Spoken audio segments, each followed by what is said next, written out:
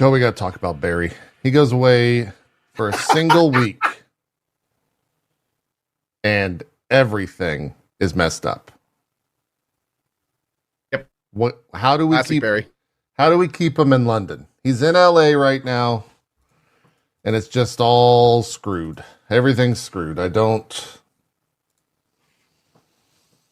pretty normal. Yeah. Yeah. Also, is that is it blonde roots, or do you have normal colored roots? Are you M&Ming right now?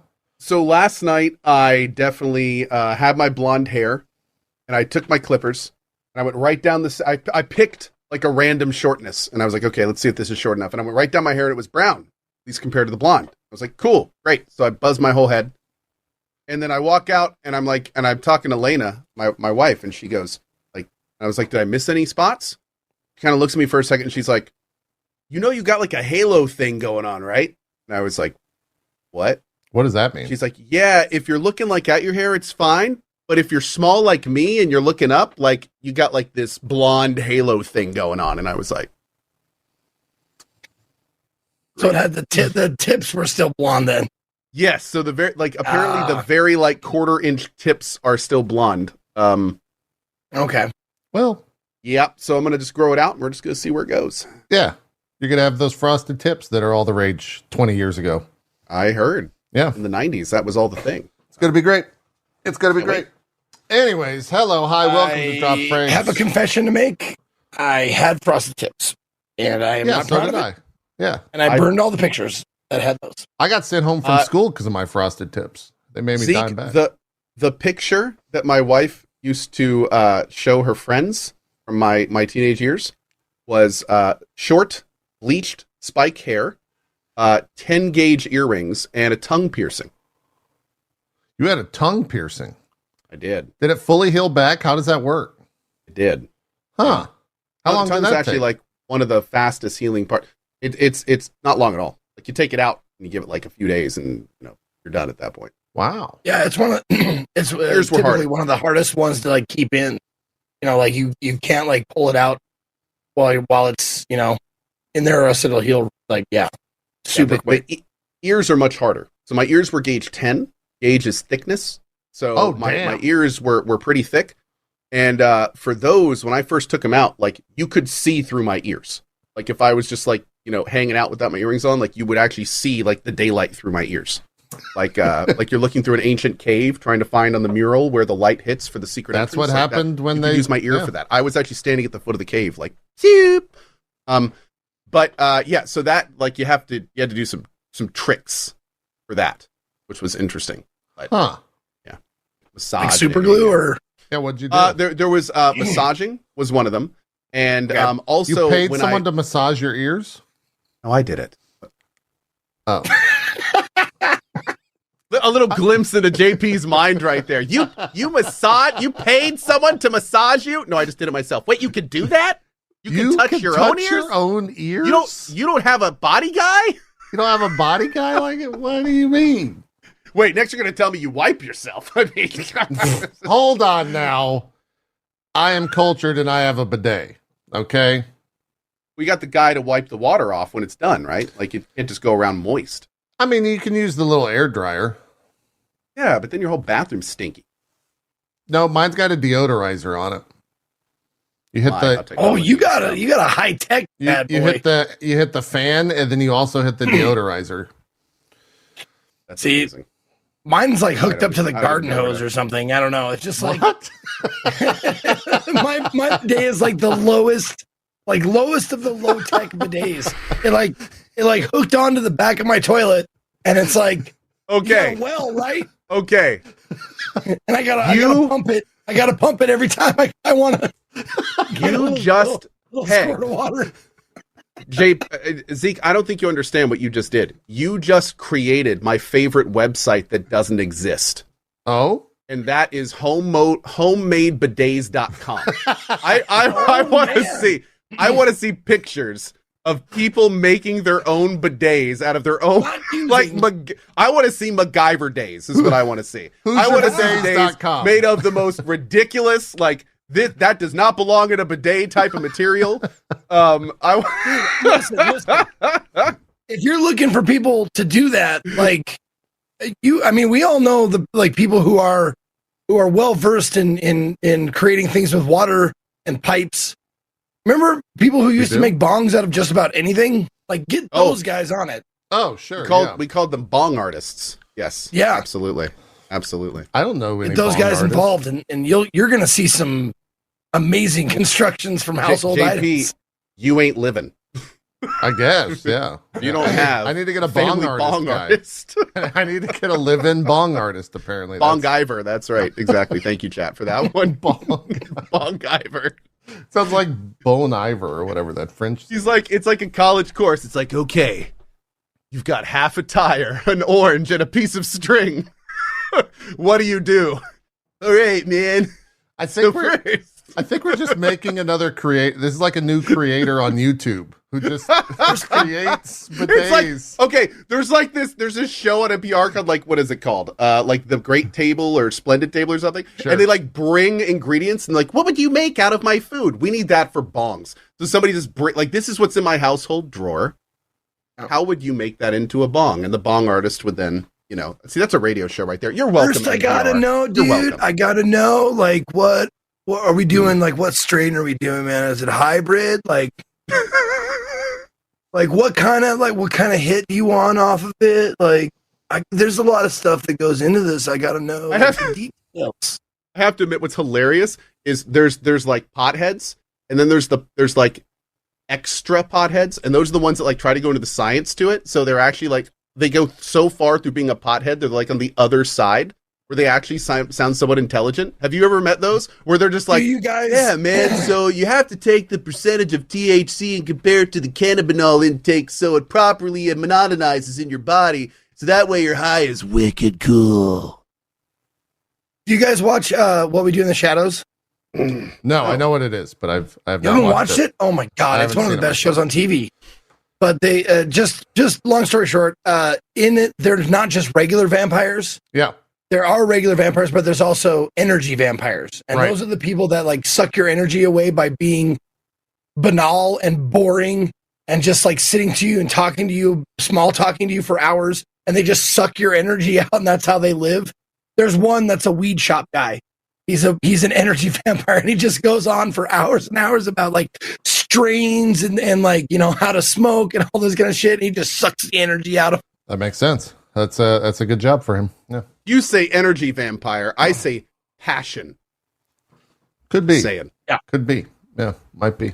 What We Do in the Shadows is the name of the show. It's on Hulu, or you can find it on Hulu. Yeah. It's so feels called out. Show. I do. And a brilliant movie. It was based on a movie by the Flight of the Conchords guys. Yeah. Yeah. Is it done, or is it still? Are the seasons still airing? I'm not sure. I thought it was if done. They're going to continue, but I haven't heard they're canceling or anything. So okay, all right. One more season. Okay, people are saying one more season, then it's done. Got it. There you go. Let's start Shogun. Yes, you need to start Shogun. We're finishing up Handmaid's Tale. That show sucks to watch. Yeah, we talked about this the last time you brought it up. Wait, so by saying you're done, have you watched it all? We're in the process. We're like in the last season. Oh, okay. So my wife is loving it. She's like crying every episode because it's horrible and it's it's a thing for sure. Man, that's a lot of Handmaid's Tale. That show gets crazy. Yeah, it gets wild. Yeah. Oh man, it's not a fun watch. But it is seriously. It's one of the only shows I've watched that is actually hard to watch. Yeah, like they'll end an episode and it's like one of those things where it teases what's coming up next episode, and you watch that teaser and you're like, I don't want to watch the next episode. I want nothing to do with that. I don't want to see that. I don't want to know about it. Yeah. I don't want to experience it. Yeah. Good on you for watching it. It's definitely it's not fun.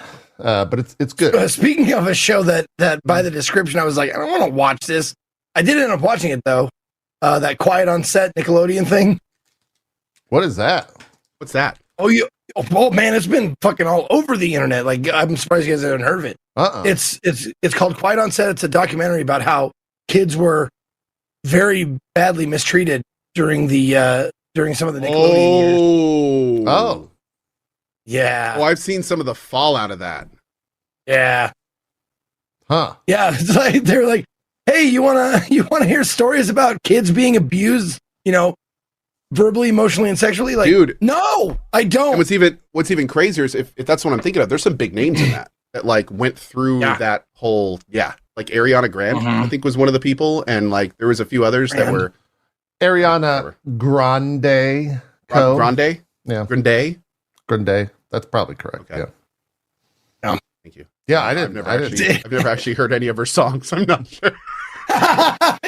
You have. You just don't know it's her, I'm sure. I probably haven't. It's probably been a commercial or something. Doesn't she have seven? Isn't Seven Rings one of her song or no? Does anyone know? Why did I just thought ask? there was one ring. Why did I just ask two 40-year-olds? Yeah. Wait, there's seven rings now? I thought what about the one they took to the volcano? There's a bunch of Dragon Balls and there's 7 rings. Everyone knows that. But there's only one Lord of Ring Gollum. That is true. That is true. Yeah. And that's my segue to punch through to talk about video games. That's what we do sometimes here, every once in a while on Drop Frames. Cohh was gone last week. He was in the lands of California, I guess. GDC, my first one, yeah. Yeah, how many, what was, so I always like to ask people that go to GDC the trend of the year. In recent years, NFTs, crypto were definitely the trends. I think that's died off. This year, I'm going to go with AI. How many AI pitches did you get across the weekend? AI is huge. AI is the wave currently. Yes. It's that and optimism. Optimism. Yeah. Yes. Really? The investing community is seeing the game dev slouch as opportunity. Oh, sure. Okay. Which is interesting because I have to admit, like going to GDC, I was expecting to see a very downtrodden atmosphere. Game dev is at a very tough time. Yeah. We're still in arguably the game depression, if you want to call it that. The game dev depression, I should call it. But a lot of the stuff I was there, I went to GDC wearing multiple hats. And it was kind of interesting because I was existing in different, I would go to one group event and be around a whole bunch of investors. And then I would literally jump in an Uber and go to another one and be in a room full of developers. And then I would jump in a car and go to another one and be in a room full of creators. So it was very interesting because I would basically go between these different, very distinct groups and kind of try to get as much of a feel, make as many connections as I can. And the overall tone of GDC is that the people with the money, and even a lot of the game devs, are relatively optimistic.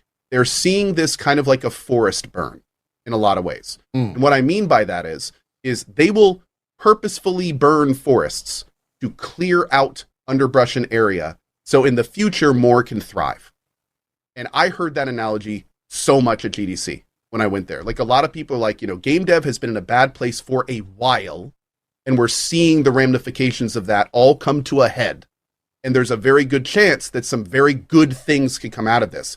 And there's also some people that are incredibly optimistic because as we are dealing with this kind of game dev depression, especially for more structured game dev, there are all of these AI tools coming out that are making game devs extremely easier and more importantly, so smaller teams can do much grander projects. I mean, we're talking about stuff, for instance, I went to this thing called A16Z Demo Days. And what A16Z is a company I work with. It's Andreessen Horowitz. They recently opened up a games thing. I'm an A16Z creator scout, which means I basically help find them things to invest in, and then I invest in them. And I went to this thing called Demo Days, which is essentially, they have this incubator called Speedrun, which is this giant program where they invite literally thousands and thousands of companies. In fact, there were almost 4,000. And they whittle them down to, in this case, 37. And every one of these companies has potential, but this is the best of the best. And then they whittle that down to 37. And then each of them, they give $750 to $1 million. And they say, go develop your idea. And at GDC, they did this thing called Demo Days, where all of those 37 people got to have 3 minutes apiece to talk about their product. And when I was in this room with those 37 companies and about 200 to 300 industry people, investors, company owners, founders. In that room, I promise you, this was like the future of game dev in this room. I mean, some of these companies were making things that make like the 3D art and rigging stuff where a lot of graphic designers have to spend hours and hours and hours of their time putting maps on things and linking up animations and structuring points and stuff. These guys were showing programs that would take literally 4 hours of dev work and do it in 5 minutes automatically. Like, not even need you to be there. You literally just like dump these 3D models into folders and they put full maps on them, fully rig them, test animations will automatically apply, all sorts of things. They have animation systems where you will take a 3D model and then there's like an animation library.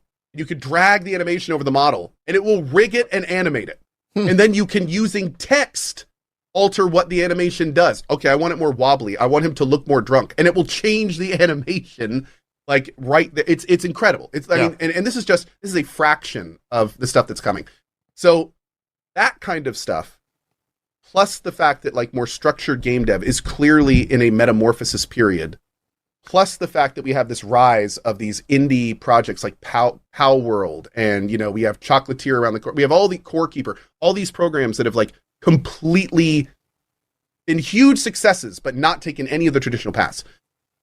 All of this whirlwind together makes it so there's a lot of people that are like, this is a magical time to start laying the groundwork for a much more vibrant future of game dev.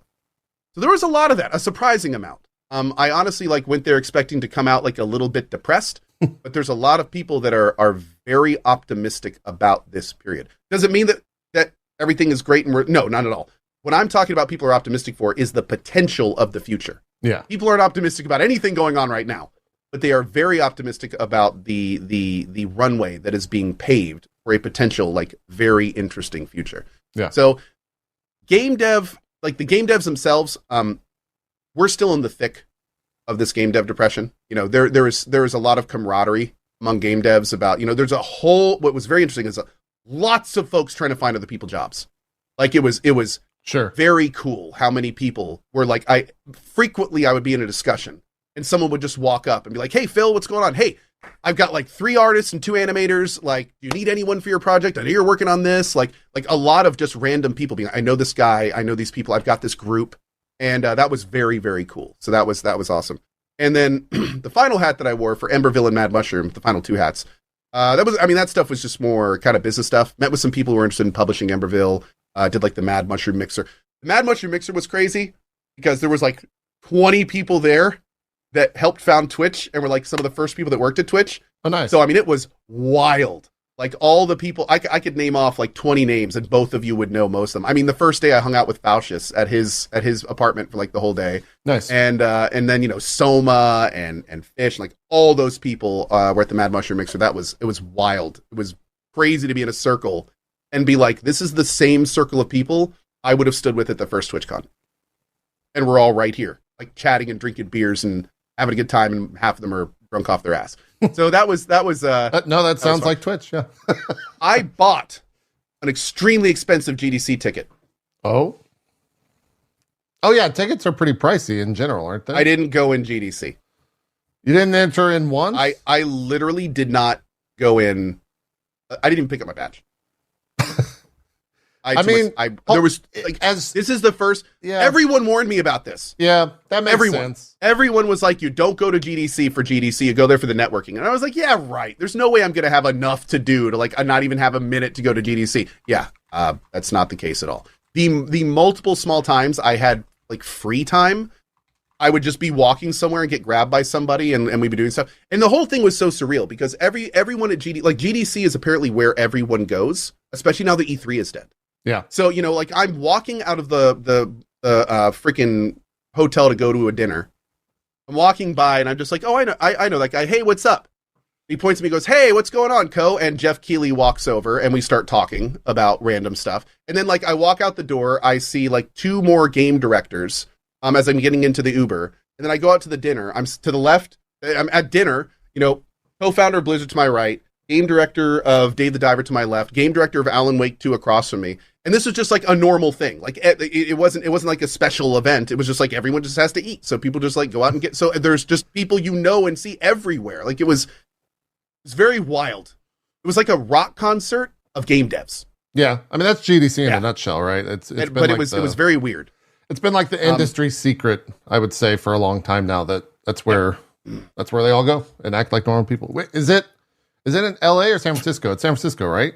San Francisco. Yeah. Okay. Yeah. What are you laughing at? They act like normal people. They act like normal people, you know? Yeah. Oh, there were so many times during GDC where I was just like standing in front of a group of people, just being like, act normal. He's act normal. Act normal. See, Cohh is acting like normal people. I was doing my best to act normal. There were multiple times when I was like overflowing with fangirlism, just like wanting to, like just launch into some of these people. But I just had to just sit there. Oh, it's very nice to meet you. Oh, I do know of your game. It was great. Yeah.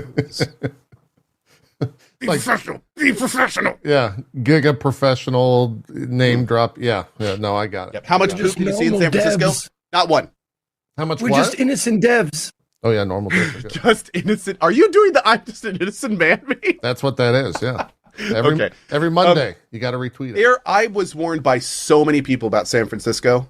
It was totally fine. Yeah, I think San Francisco during a convention, I feel is different because everyone is telling everyone where not to go, and everywhere you do go is other convention people, and the people that make that kind of the issues that you hear about in the media, they don't tend to gravitate towards groups. In fact, they try to stay away from them. Yeah. So there was like this one area that I was told 50 times, like, you do not go to the Tenderloin. Yeah, the Tenderloin. You do not go to the Tenderloin. You gotta stay out of it.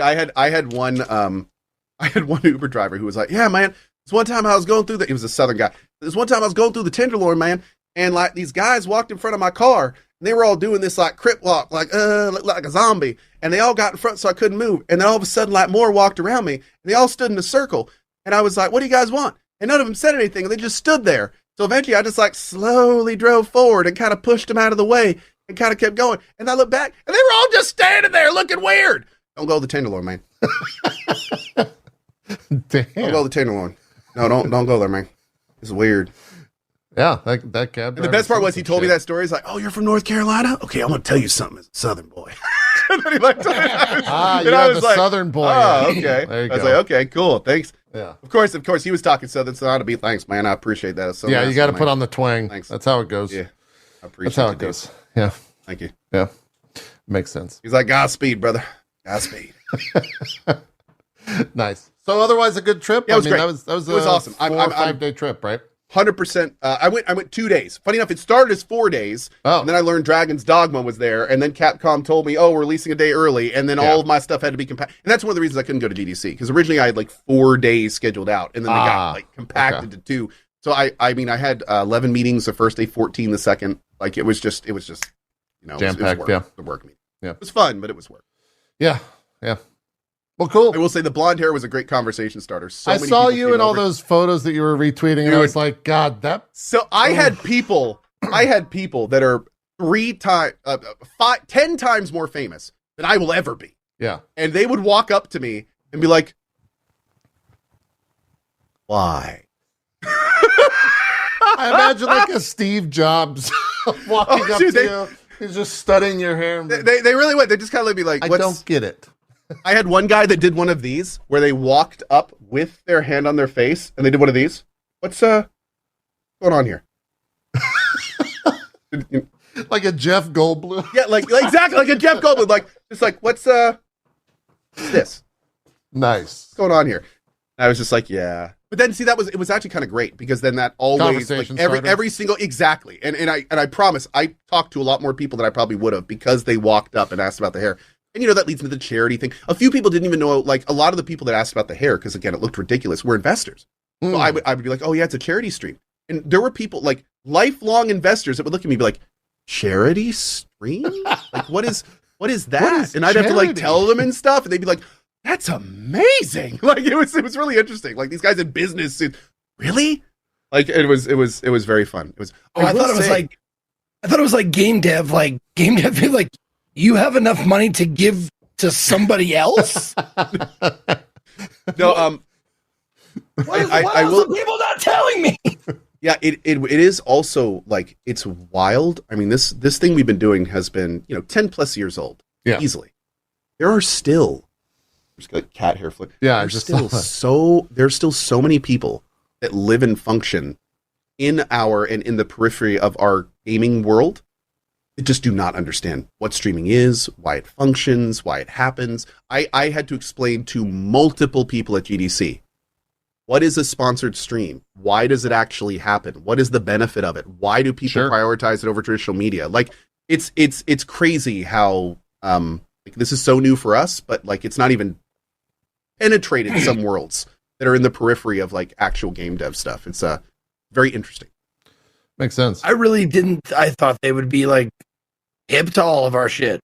No, like, not at all. I think a lot of people live in their own worlds and they become specialists of their own world. And if they need something from another world, they have a guy for that, or they have a team for that, or a company for that. So they don't really deal with it a lot themselves. And then like when it comes down to like talking to somebody directly about it, they don't a lot of times like have the explicit tools they need to like understand, you know, all the lingo and everything that we're talking about and everything. So, yeah. But I mean, it was very cool. It was very cool. How was the creator vibe at a place like GDC? Non-existent. Yeah. It's not a creator thing. It's not a consumer thing. Sure. So it's like not only there's not only not creators there, there's not like fans there. Like everyone there is either there to network, to get something for their position, or to find a new position. Yeah. It's not really it's what E3 used to be. And from everyone I talked to there, like many people were like, yeah, we've just moved all of our traditional E3 stuff to GDC. Like that is GDC. All the meetings. We've commercialized, we've centralized, and now everything happens at our GDC. A lot of people told me that it was the only thing they went to was GDC. So, well, how much? I mean, and just for them, can I just say how much it fucking sucks that it's in San Francisco and how fucking expensive that place is? Like, come on, guys, let's make it a little bit more viable for like, you know, people who, you know, I hate to bring up indie, but like indie folks who like don't have that fucking kind of money to spend on a hotel and meals and shit. Not only that, there is a large presence of GDC who is acutely aware of what you're saying, and they're basically saying like GDC is going the opposite direction of it should. It should, as the new head honcho, be trying to do more to welcome more people and to really solidify itself as the new go-to thing. But instead, they're going the opposite direction. I mean, they're taking advantage of their position. They're businessing their position. They're, you know, reducing resources, raising costs kind of thing. And well, they're not so much raising costs, but it's still just massively expensive. Like it cost, I think, a GDC ticket is. I just pulled that up. It's $1,000+. It's expensive. Yeah, it's crazy. It's crazy. Yeah, there you go. Yeah. The all access pass is $2,500. I mean, that's like a sizable portion of some indie budgets. And that is just, and again, and it just goes to show you, like Rami was huge about this all over Twitter before it came. And he was preaching. He was like, do not buy a GDC ticket if you're going to GDC. Like, you're going to be doing more networking. Like, only get whatever you need if you have specific things you want to go to and watch at GDC. But I mean, 95% of the stuff that happens at GDC happens in the hotel lobbies, at the dinners that happen, at the random social events that pop up. Like, there are hotel lobbies that they tell you can go to. You have free time, you want to network, you go to these hotels' lobbies. Yeah. They will be full during GDC, and just go start talking to people. Just go meet people. And it's, it was, that, well, I mean, that's kind of cool. Like con life, you know, like if, like I've made 10, 20 fold more friends, like in the parking lot, in the hotel bar, in the restaurant, in the, you know, club, whatever, like than I ever made on the con floor, you know? Yeah. Con floors are it was funny how reminiscent it was of like how many conventions I used to go to, but never actually step foot on the show floor because no one goes to the show floor. That's like the quintessential con experience, at least for me. So yeah, it doesn't surprise me that these tickets are as expensive as they are. And also, the cool thing, too, is I don't know if they're still doing this. I know in the past that GDC's released a lot of the different talks and stuff like that happen at the event on, like, YouTube. And so they just put all those talks that you want to see in person out there to watch after the fact. So I really hope that we'll get to when we get to the news, the one that Sven did on Baldur's Gate 3, because that made a lot of news. He's already released a clarification tweet. Yeah, he put a lot of stuff out about that, but I would just love to hear that talk, because it sounds like it was super interesting. And that's one of like lots hundreds of talks like that. Yeah. That I would just love to hear.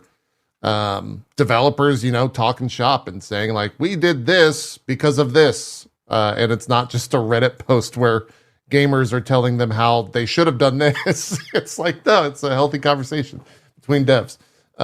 So I'll be on the lookout for all that stuff whenever it comes up. What happened to BG3? We'll talk about the BG3 stuff in a minute. Nothing happened to it. It was just some interesting news that came out about its production and such. But yeah, unless we would just want to go right into it, I'm done with GDC. GDC was awesome, and cool. That was it. Yeah, let's just use that as a segue then. Let's talk about the news. Baldur's Gate 3 obviously making a lot of it this past week. Yes. Well, I guess Sven's comments around Baldur's Gate 3 making a lot of the news. It kind of started around the GDC Awards where they won Game of the Year, and he gave a speech and talked about it, and then it bled into his talk the next day. But yeah, Cohh, I think you know most of it. So. The big thing is that when Sven gave his speech / talk, he talked a lot about publishing. He talked a lot about the ethics of publishing. And most importantly, he said some things that caused some people to think that there was friction between Baldur's Gate 3 and Wizards of the Coast. And he didn't directly address it, which is, of course, why he had to clarify later. But what that did is that brought up this really interesting thing where it's like, did Wizards of the Coast do something to push Larian away? Because Larian also announced that there will be no Baldur's Gate 3 DLC, and they are not currently planning or working on Baldur's Gate 4. Well, that was Sven. No Baldur's Gate 3 DLC from them. Yeah. Yes, there will not be any Baldur's Gate 3 DLC from Larian, and they will not be making Baldur's Gate 4. And that they had already started their next project. So they're committed, whatever they're doing, and we will not be seeing any more of that.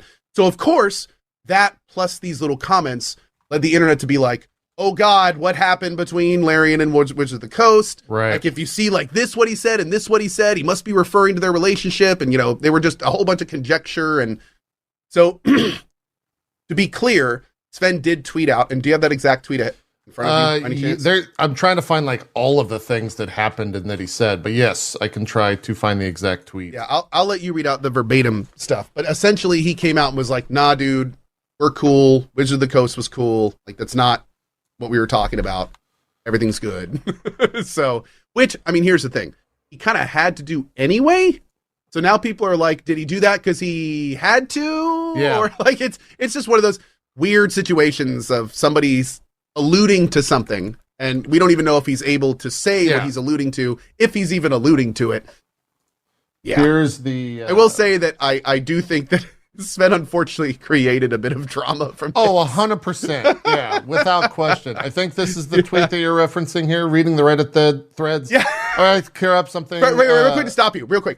Any tweet that starts reading the Reddit threads, sure. You're in trouble at that point. Wizards of the Coast is not to blame for us taking a different direction. On the contrary, they really did their best and have been a great licensor for us, letting us do our own thing. This is because it's what's best for Larian. So yes, which again kind of answers the question, but at the same time, now people are looking at the last line of that tweet and are going, what does he mean Wizards of the Coast isn't the best for Larian?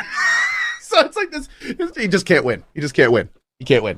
Yeah. He was kind of on a, here's the thing is Baldur's Gate 3 obviously is what it is. And because of that, anything that someone like Sven says, it's going to have a spotlight on it. It's going to be highlighted within the industry. It's going to have to be a microscope on it. Yeah. Sure. And so I think this is kind of that, this is that occurring. And he's realizing I have to be careful how I word things moving forward. In the speech that he gave when they won Game of the Year, he said, greed has been fucking this whole thing up for so long since I started. This was when he collected the Best Narrative Award for Baldur's Gate 3.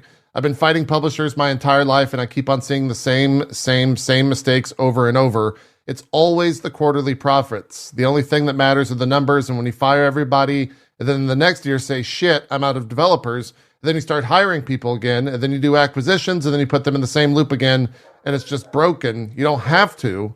You can make reserves. Just slow down a bit, slow down on the greed, be resilient, take care of the people. Don't lose the institutional knowledge that's been built up in the people you lose every single time. So you have to go through the same cycle over and over and over. It really pisses me off. So I like what he said, but that's a bold thing to say in a room that he said it in. Especially considering a lot of the people in that audience represented the exact companies that he was talking about. Yeah. Well, it's you know what? Not wrong. It's a nice thought. It's a nice thought. You know what else? Like socialism, communism, like that shit would work if everybody's willing to participate. Probably, right? Yeah. Slow down on the greed, guys. Yeah. That's what I'm saying. Like that too. Great idea. It's a wonderful idea and it would work. Who's going to participate though? I want it to. I want it to work. Yeah. It was. It was an interesting time. Just don't be greedy, Fivehead. Yeah. Just don't be greedy. Just don't be greedy. It's fine. Don't be greedy, Kay. He was not the only one that kind of had that narrative. Alana Pierce, who was hosting the event, also came out and said, people in this room have lost their jobs. People who normally attend GDC every year have had to cancel because coming here is sort of an extravagant luxury when you don't know when your next paycheck is coming. We've lost people with years of experience who've worked hard to make some of the games nominated tonight, but more importantly, we watched our friends get laid off. We've seen how that impacts their families and their children. So, yeah, it was definitely, it was a topic of conversation. And a lot of people had a lot of things to say about It's good that gets brought up, though. It's good that they talk about it. For sure. Like, it's one of those things that this is not the kind of discussion you want to have behind closed doors, and it's good to get it said. Yeah. Without question. I absolutely agree. And I think oftentimes with what words can't do, and this goes for all kinds of shit, just like being a good human being, being a good business, being honest, is just fucking lead by example. And I think Larian is very much doing that, just showing what they've accomplished with what and how they've accomplished it. Yeah. Well, I tweeted out like I think so many people are like sad and upset that there's no more Baldur's Gate 3 from Larian. They're still going to patch it and things like that, but there's no new content is the big thing there. I think as a fan of Larian, I think that's the most exciting thing they could have done.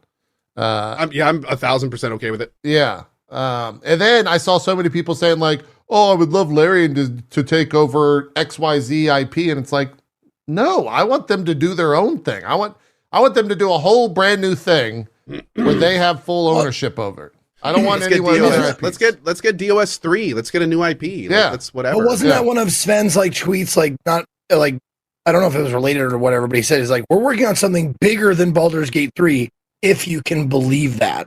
Yeah, it's a new IP that they're doing. I think they said it's not Divinity. Is I want to say that came out of all. So of it's this. Not Divinity. It's not Baldur's Gate 3. We know they're not working with Witches of the Coast, so it's not like Icewind Dale or something like that. So you say Witchers of the Coast. Witchers of the Coast. Witchers of the Coast. That's it. Geralt. Yeah, Geralt's at the top. Yeah, it's a totally new IP, brand new stuff, which is exciting. Like, great. Absolutely. That's the most exciting thing they could be doing. Dude, and this is their fucking Baldur's Gate 3 is their golden ticket to do whatever the fuck they want. Yeah. Because people be like, all right, give us more, Larian. We love that shit. So now you have your next game. We're going to buy it. Probably sight unseen. We're going to get into it. Yeah. And then because of all the stuff that Sven said and comment, like there's been so many just splintered news stories about this. The Owlcat founder was breaking down RPG budgets and talking about Larian's impacts on the genre. And he said, quote, "We can't invest $200 million to make Baldur's Gate 3. And he goes on to talk about how voice acting, Here, I'll just give you the full quote. Baldur's Gate 3 has a gigantic budget. Few studios can actually afford this, let alone put so much money into an isometric game. I know this was already the second game for Larian that was hit or miss situation when you invest all your money in one shot and they wait to see if it hits or not. Good for them. They are brave people, and it's clear that they are not doing this in vain. But again, we can't invest, say, $200 million to make Baldur's Gate 3. We don't have that kind of money yet, and I don't know of any company in the world that would invest in so much money in a CRPG. There were no lies. That statement. No lies detected. I mean, especially before Larian, that was a pipe dream. That's one of the reasons we never saw big CRPGs. It's one of the reasons Baldur's Gate 3 is such an anomaly, like we've talked about so many times on this show. So. Yep. That was the founder and CEO of Owlcat Games, Oleg Shlipchevsky. Let's go with that. It's SHPILCHEVSKIY. Spilchevsky. Great. That's probably yeah. We'll take it. Then there was another thing about how much Baldur's Gate 3 is sold. I want to say, I don't know where the quote came from, but they said that it was double what Divinity Original Sin 2 has done, which means that it sold about 15 million copies. This came from an interview on GameSpot. Yeah, Sven said it's almost doubled DOS 2 now, so it's doing really, really, really, really well. As DOS 2 was very successful, so it did beyond what we expected. That's crazy. 15 million copies. Actually crazy. Yeah. Also, when you consider the fact that like that game is it hasn't gone on sale for more than 10 or 15% off. Like it's always been at bare minimum a $40 game, a $50 game. So it's wild. Pretty incredible. Yeah. Huge levels of success for them. And now they're throwing that towards their own IP. So they potentially highest sale was 10% off. That's crazy. Yeah. Actually crazy. That's a lot of money. Outside of all this, the Hasbro executive said that Baldur's Gate 3, quote, proved for us that people really wanted great D&D games. And they support Larian's plan to, quote, take the time we need moving forward, whatever that is. So now Hasbro is getting in on that because they have a board game with them, right? Maybe. Let's see. Hasbro. Isn't there like a board game or something? They might. Maybe. Okay. Hasbro owns Wizards of the Coast. Yes. Yeah. Sorry, that's the connection there. Hasbro owns Wizards. I did not know that was the. Okay, there we go. Gotcha. Oh yeah. Sorry, I thought you. Yeah. I did not know that. Nope. Got it. Not a big Wizards guy. Not a big Magic guy. I don't really. Yeah. They also said that they're working on, quote, another really, really cool D&D game. There's a high quality, where is this at? I want to see if he says anything. It says, now that Hasbro is building its own internal game development studios, we're taking a similar approach with internal titles, adding that, quote, we've got to make sure the ones coming in from our AAA studios hit home in a big, coming out from our AAA studios hit home in a big way. I have to admit, every time I see a big company like a Hasbro style company say something like that, it's kind of like I'm waiting for that next sentence. We're using cutting edge narrative AI and voice acting, including AI artwork. You want to talk to bring AI you the most amazing experiences you've ever experienced on the blockchain via Web3. Let's beat the game to receive your own NFTs of your adventure. You can sell to your friend. We could jump from the Baldur's Gate 3 stuff into Ubisoft and how they're using generative AI prototype to change narratives for NPCs. They put out a big blog post about this. And they kind of go into it from Lucy O'Brien. Here's the big thing. Somebody said a one-line response, and it's a simple response. And it's a simple thing, but I have to admit, it's one of those things where there's a surface level, but then there's a lot going on under the surface if you really think about it. And that is, somebody was like, it was a tweet, and they basically were like, okay, AI in games cool. You want to use it to make some fun new experiences. You want to make it like do some interesting game mechanics. AI in games, cool. But when AI starts writing things, when AI starts delivering my narrative experience, and here's the line: why would I want to read anything that nobody's written? Yeah. And it's really interesting because I read that once and was like, oh, that's kind of interesting. But then I read it again and I was like, holy shit. You're right. Because here's the thing. Like when a human writes something in narrative, they're thinking of what happened before it. They're thinking about where it's going. They're thinking where it fits in the big narrative. There's like all these extra things that play into a person writing a sentence. But when an AI does it, it's like, it's just reactionary. Like, you know, it's not, there's this huge depth and breadth of context that just evaporates. It's just, it's not there. Yeah. It's soulless.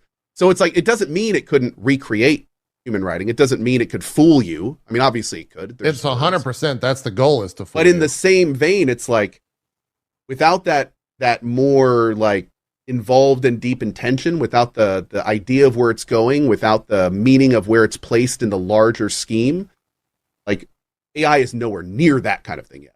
Yeah. Like it's not like we're not seeing anything. We're not seeing AI writing compelling stories. You know, it's just like we're just kind of regurgitating combinations of things that it's fed. So it's interesting to think about. We talked a lot about narrative AI at GDC, and even the companies that are trying to make, and yes, they're absolutely out there. Companies that are trying to make the Baldur's Gate 3, where every companion is an AI that lives out their own story with their own motivations. Even those people are like, oh yeah, we're a long way from like AI making the game story, like AI making like the Game of Thrones style, you know, like one guy that I talked to.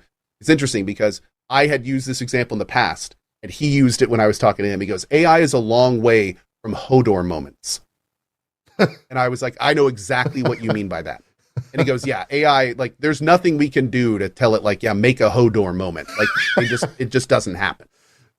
And just be so a it's mimicry interesting. Of that. Yeah. Like we discussed it more. What we were talking about is like AI is not very good at the nuance of multi-stage foundational laying to a reveal. Like that's not, it doesn't, like there's no models that really kind of do that. Like it's all reactionary. It's all you put in this, you get out that, you know?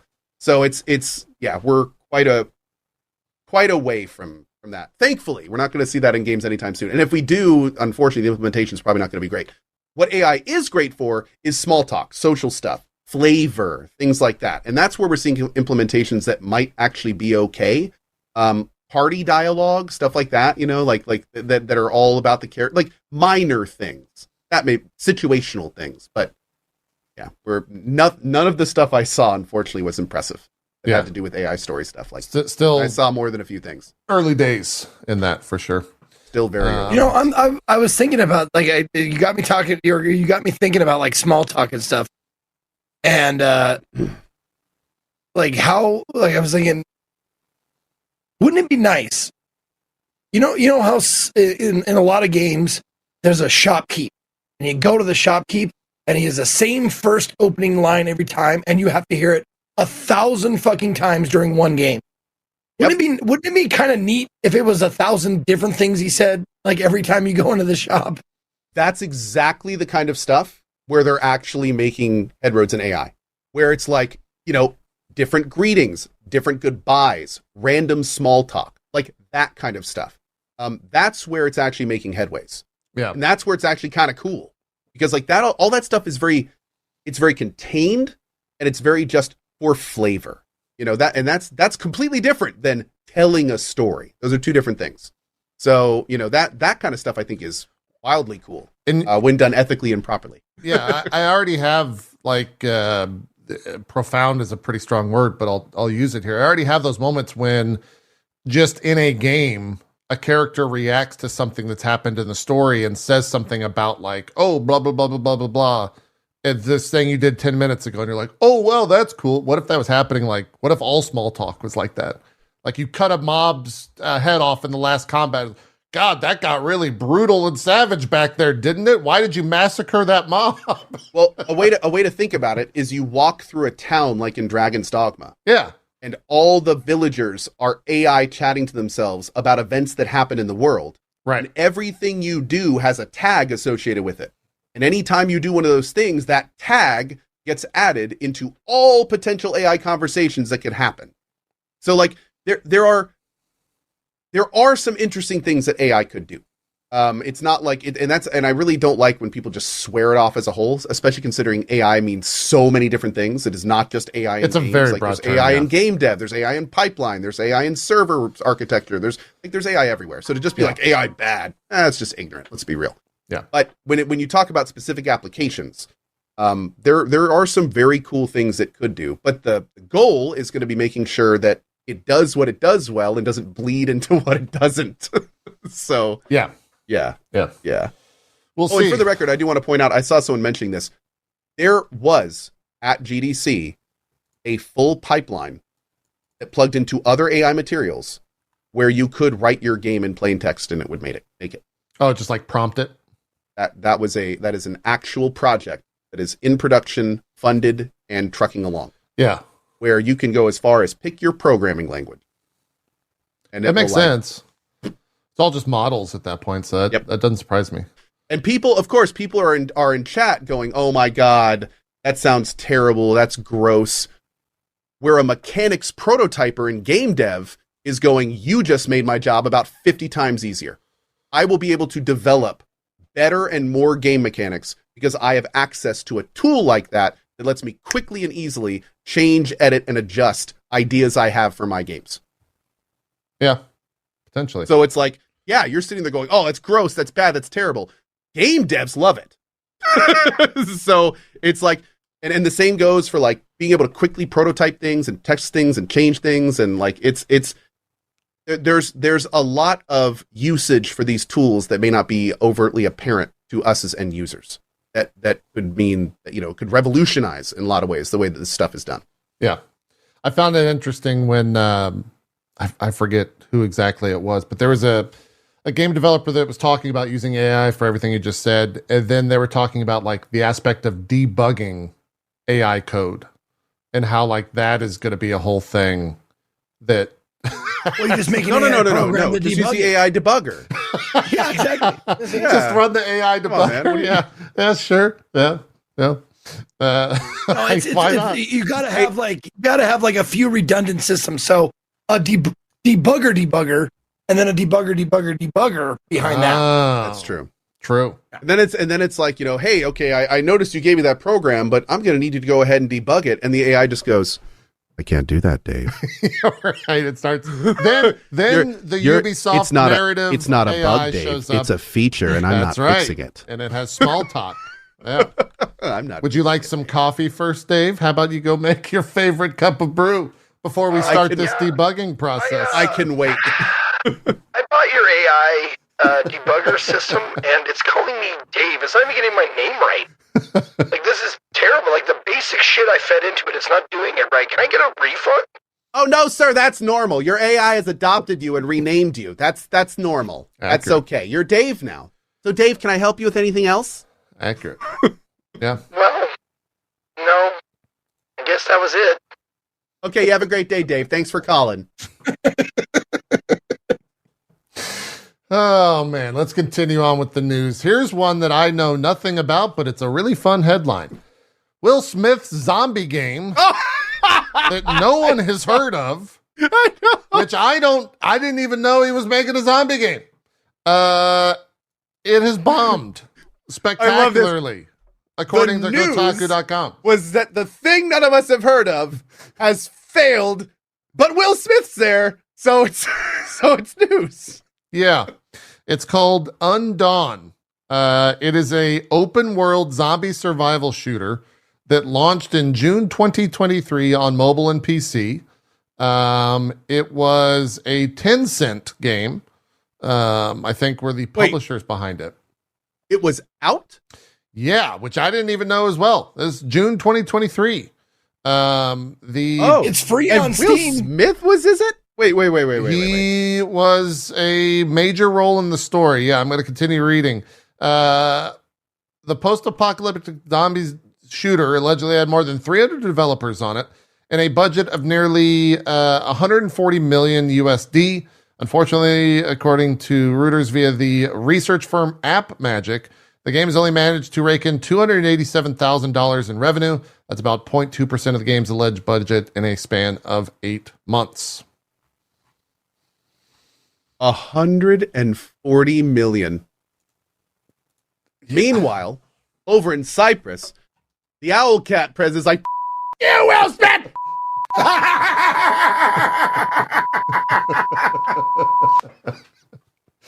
Oh my god. This is the trailer for Undawn. For a fraction of that! You keep my games out of your god mouth!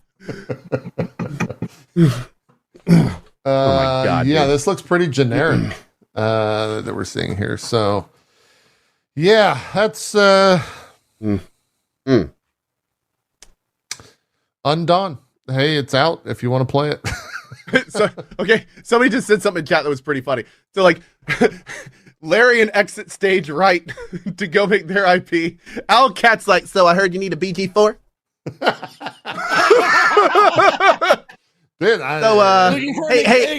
hey, Wizards. I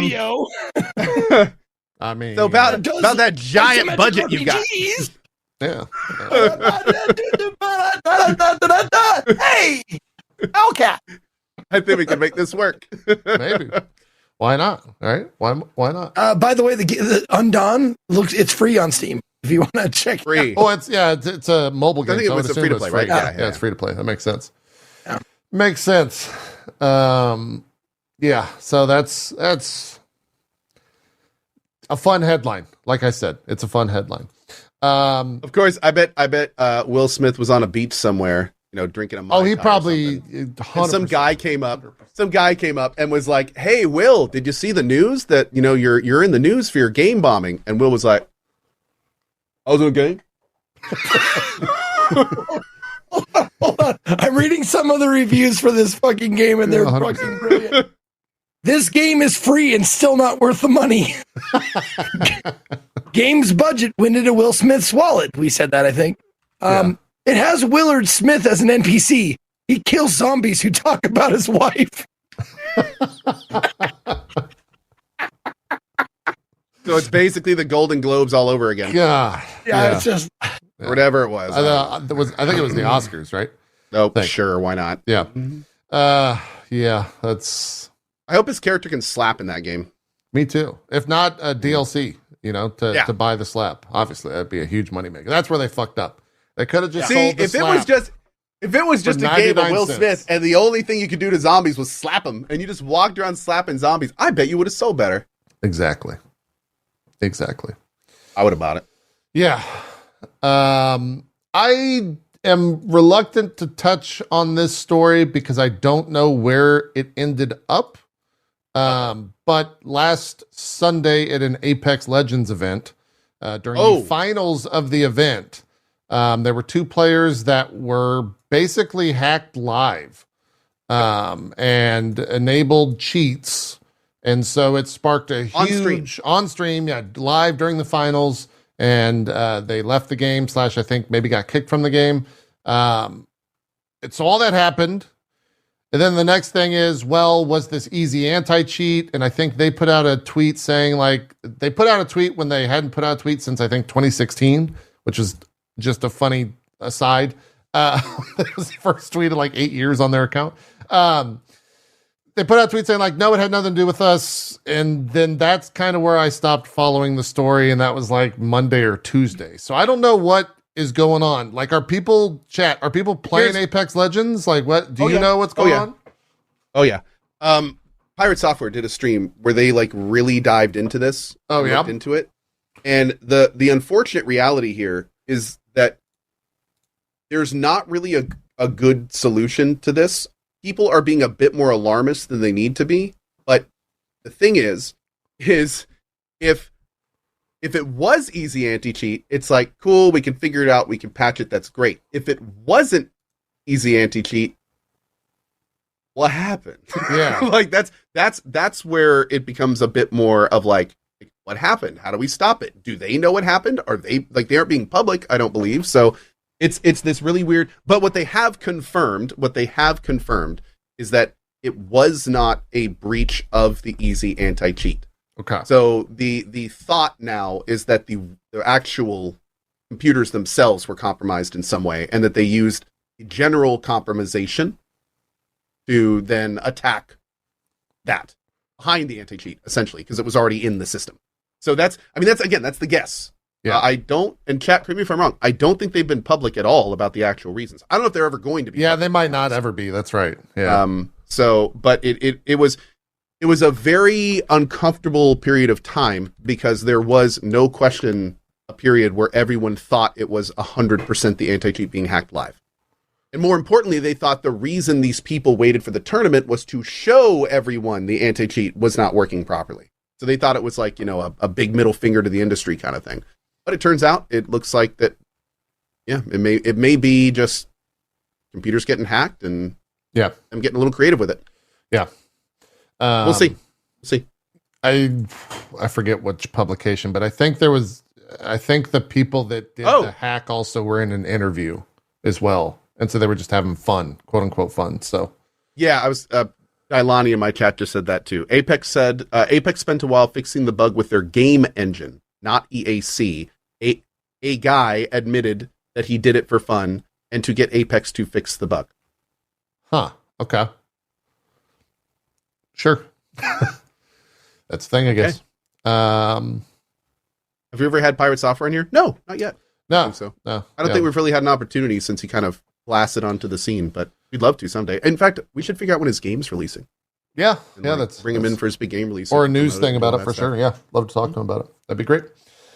Or maybe like he could do a big stream where he actually talks to the guy that hacked Apex Legend, and then we could like bring. Oh wait, he did that. Shit. Next time, Thor. We'll get him next time. We'll have him on here. Hey, we can talk if we have like bugs or robots that need to be killed. He could help with that. Like he's pretty good at killing the bugs and the robots. Yeah, I've heard. What? Oh, yeah. No, for the record, I know Pirate Software's been around for years. I just meant he exploded recently. Right. I would honestly want to talk to him from the creator point of view about like, hey, talk to us about shorts, because you made them blow your channel up huge. How do you replicate that? Yeah, it'd be cool. How do we do that? How does that work? Do you have like a book, Thor? Like, let's have a conversation, and then he'll probably go, oh yeah, I've got a short about that. Yeah, you could just go watch the short. And then it's like, damn it, he got us again. He got us. Shit. He always finds a way. Yeah. Mark Merrill, aka Trendamir, the co-creator of League of Legends, put out a string of tweets talking about the MMO. And I have never been more excited for it. Essentially, they just were like, yeah, we recently rebooted the whole thing, and we're not trying to make, an MMO with the IP that we have. We're trying to evolve the entire MMO world, which is like, great. Basically, we're not going to make a WoW clone. Yeah, we're not going to make a WoW clone. Yeah. We were making a WoW clone, but we don't want to make a WoW clone. Yeah. And then I said, we'll see you in about 6 years. Because that's the process. Accurate. Of how long that's going to take. I would assume all of this happened when Ghostcrawler left the company a couple months back. They introduced Faburisu as the new executive producer of the MMO. He's worked at BioWare, EA, as well as Riot. Recently, I think it was like they moved around. But the one very interesting thing about this is if this did happen a while ago, like especially around the time that Ghost was thinking about his thing. Now Ghost has been public about his reasons for leaving. Right. Family-oriented, things like that. And of course, whatever he said, that's what happened. That's what it is. It is interesting to think, though, that if this has been happening for a while, then Ghost left the what sounds like traditional project to start a non-traditional project with his current MMO, and then here we are, like later, the company going, "Yeah, we're going to ditch that too." You know what I mean? Like, I'd love to know what happened inside that company, because there are scenarios where like Ghost was trying to get them to do this and they didn't, so he left. And then later they were like, yeah, he had the right idea. Like there are interesting things that could have played out given the course of events, or none of them did. But I just mean the writing on the wall is a little interesting to read in this situation. Yep. And we'll probably never know unless there's like some full breakdown on it. But I mean, give it like 10 to 20 years, and after Ghost's MMO is successful, maybe he'll write a book or something. After he's a billionaire, he'll put out a book. Yeah, exactly. Yeah, hopefully so. Yeah. So I'm glad that they're going this direction. I'm sad though that, it will be, they even say, likely several years. They're going dark for likely several years. And going dark for that time, then they'll probably have at least a year or two of like promotion and stuff. Yeah. So I mean, they're essentially resetting the project. Yep. Which, when it comes to making an MMO, I understand it takes a long time, a ton of money. Oh, yeah. And if you don't have an original idea, then yeah. MMOs are expensive, man. And they're incredibly hard to do well, and be successful at, for sure. Yep. So, I suppose we'll see. What else? Talking about MMOs, I guess we could use this, but somebody in chat said so much for AI speeding things up. Just for the record, the stuff that is going to speed up game dev via AI is being made as we speak. Not here yet. So slow down. I like it's gonna take a little bit. That guy typed it. It was like, got that. I know, right? Yeah, take that. Yeah, that piece of got him. Woo. Woo. Feeling good. It's gonna be a good Sunday. The promise of AI is a lie. You're all being fooled. Yeah. I don't know if you've seen like I think it's Cathalion's like opening animation where he's like shing. Yes. And that's what it felt like to me. It's like, I'm gonna comment and it's gonna blow them away. Shing. That's correct. That is correct. What actually happened. Yeah. Final Fantasy 14, talking about MMOs, announced yesterday at a PAX panel. PAX East is going on this weekend. They had a PAX panel there where they announced June 28th for early access, with full release on June 2nd. What is this for?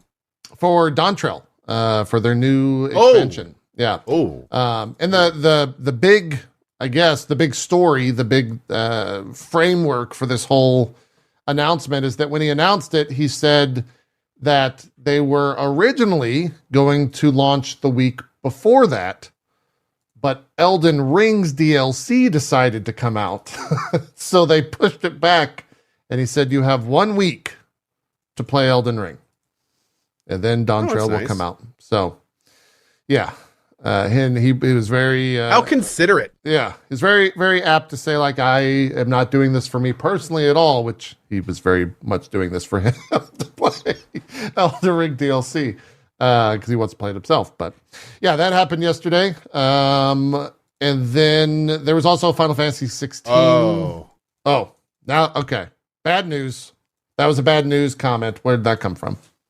Nah, somebody asked if we were going to talk about the Sweet Baby Ink stuff.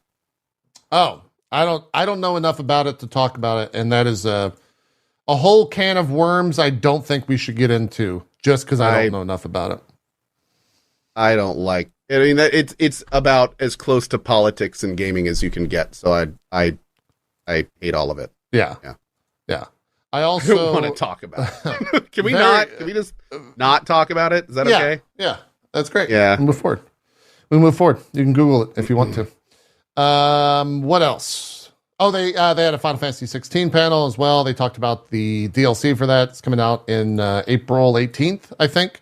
The second and final DLC, which will feature Leviathan and more story stuff. I'm more curious, like, what happens at PAX East? What do you mean? Like what? In terms of what? What do you do there? No, I guess. Like, it's the consumer event. So, I mean, that's where fans go. That's where gamers go. That's where there's still a lot of networking and done stuff there. In fact, a lot of people left GDC for PAX. Oh, they were just okay. That makes sense. A lot of promotion stuff. Yeah.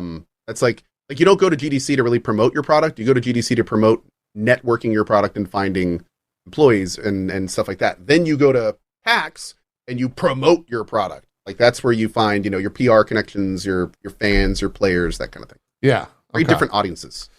Yeah, I hadn't been to one in 8-9 years, something like that.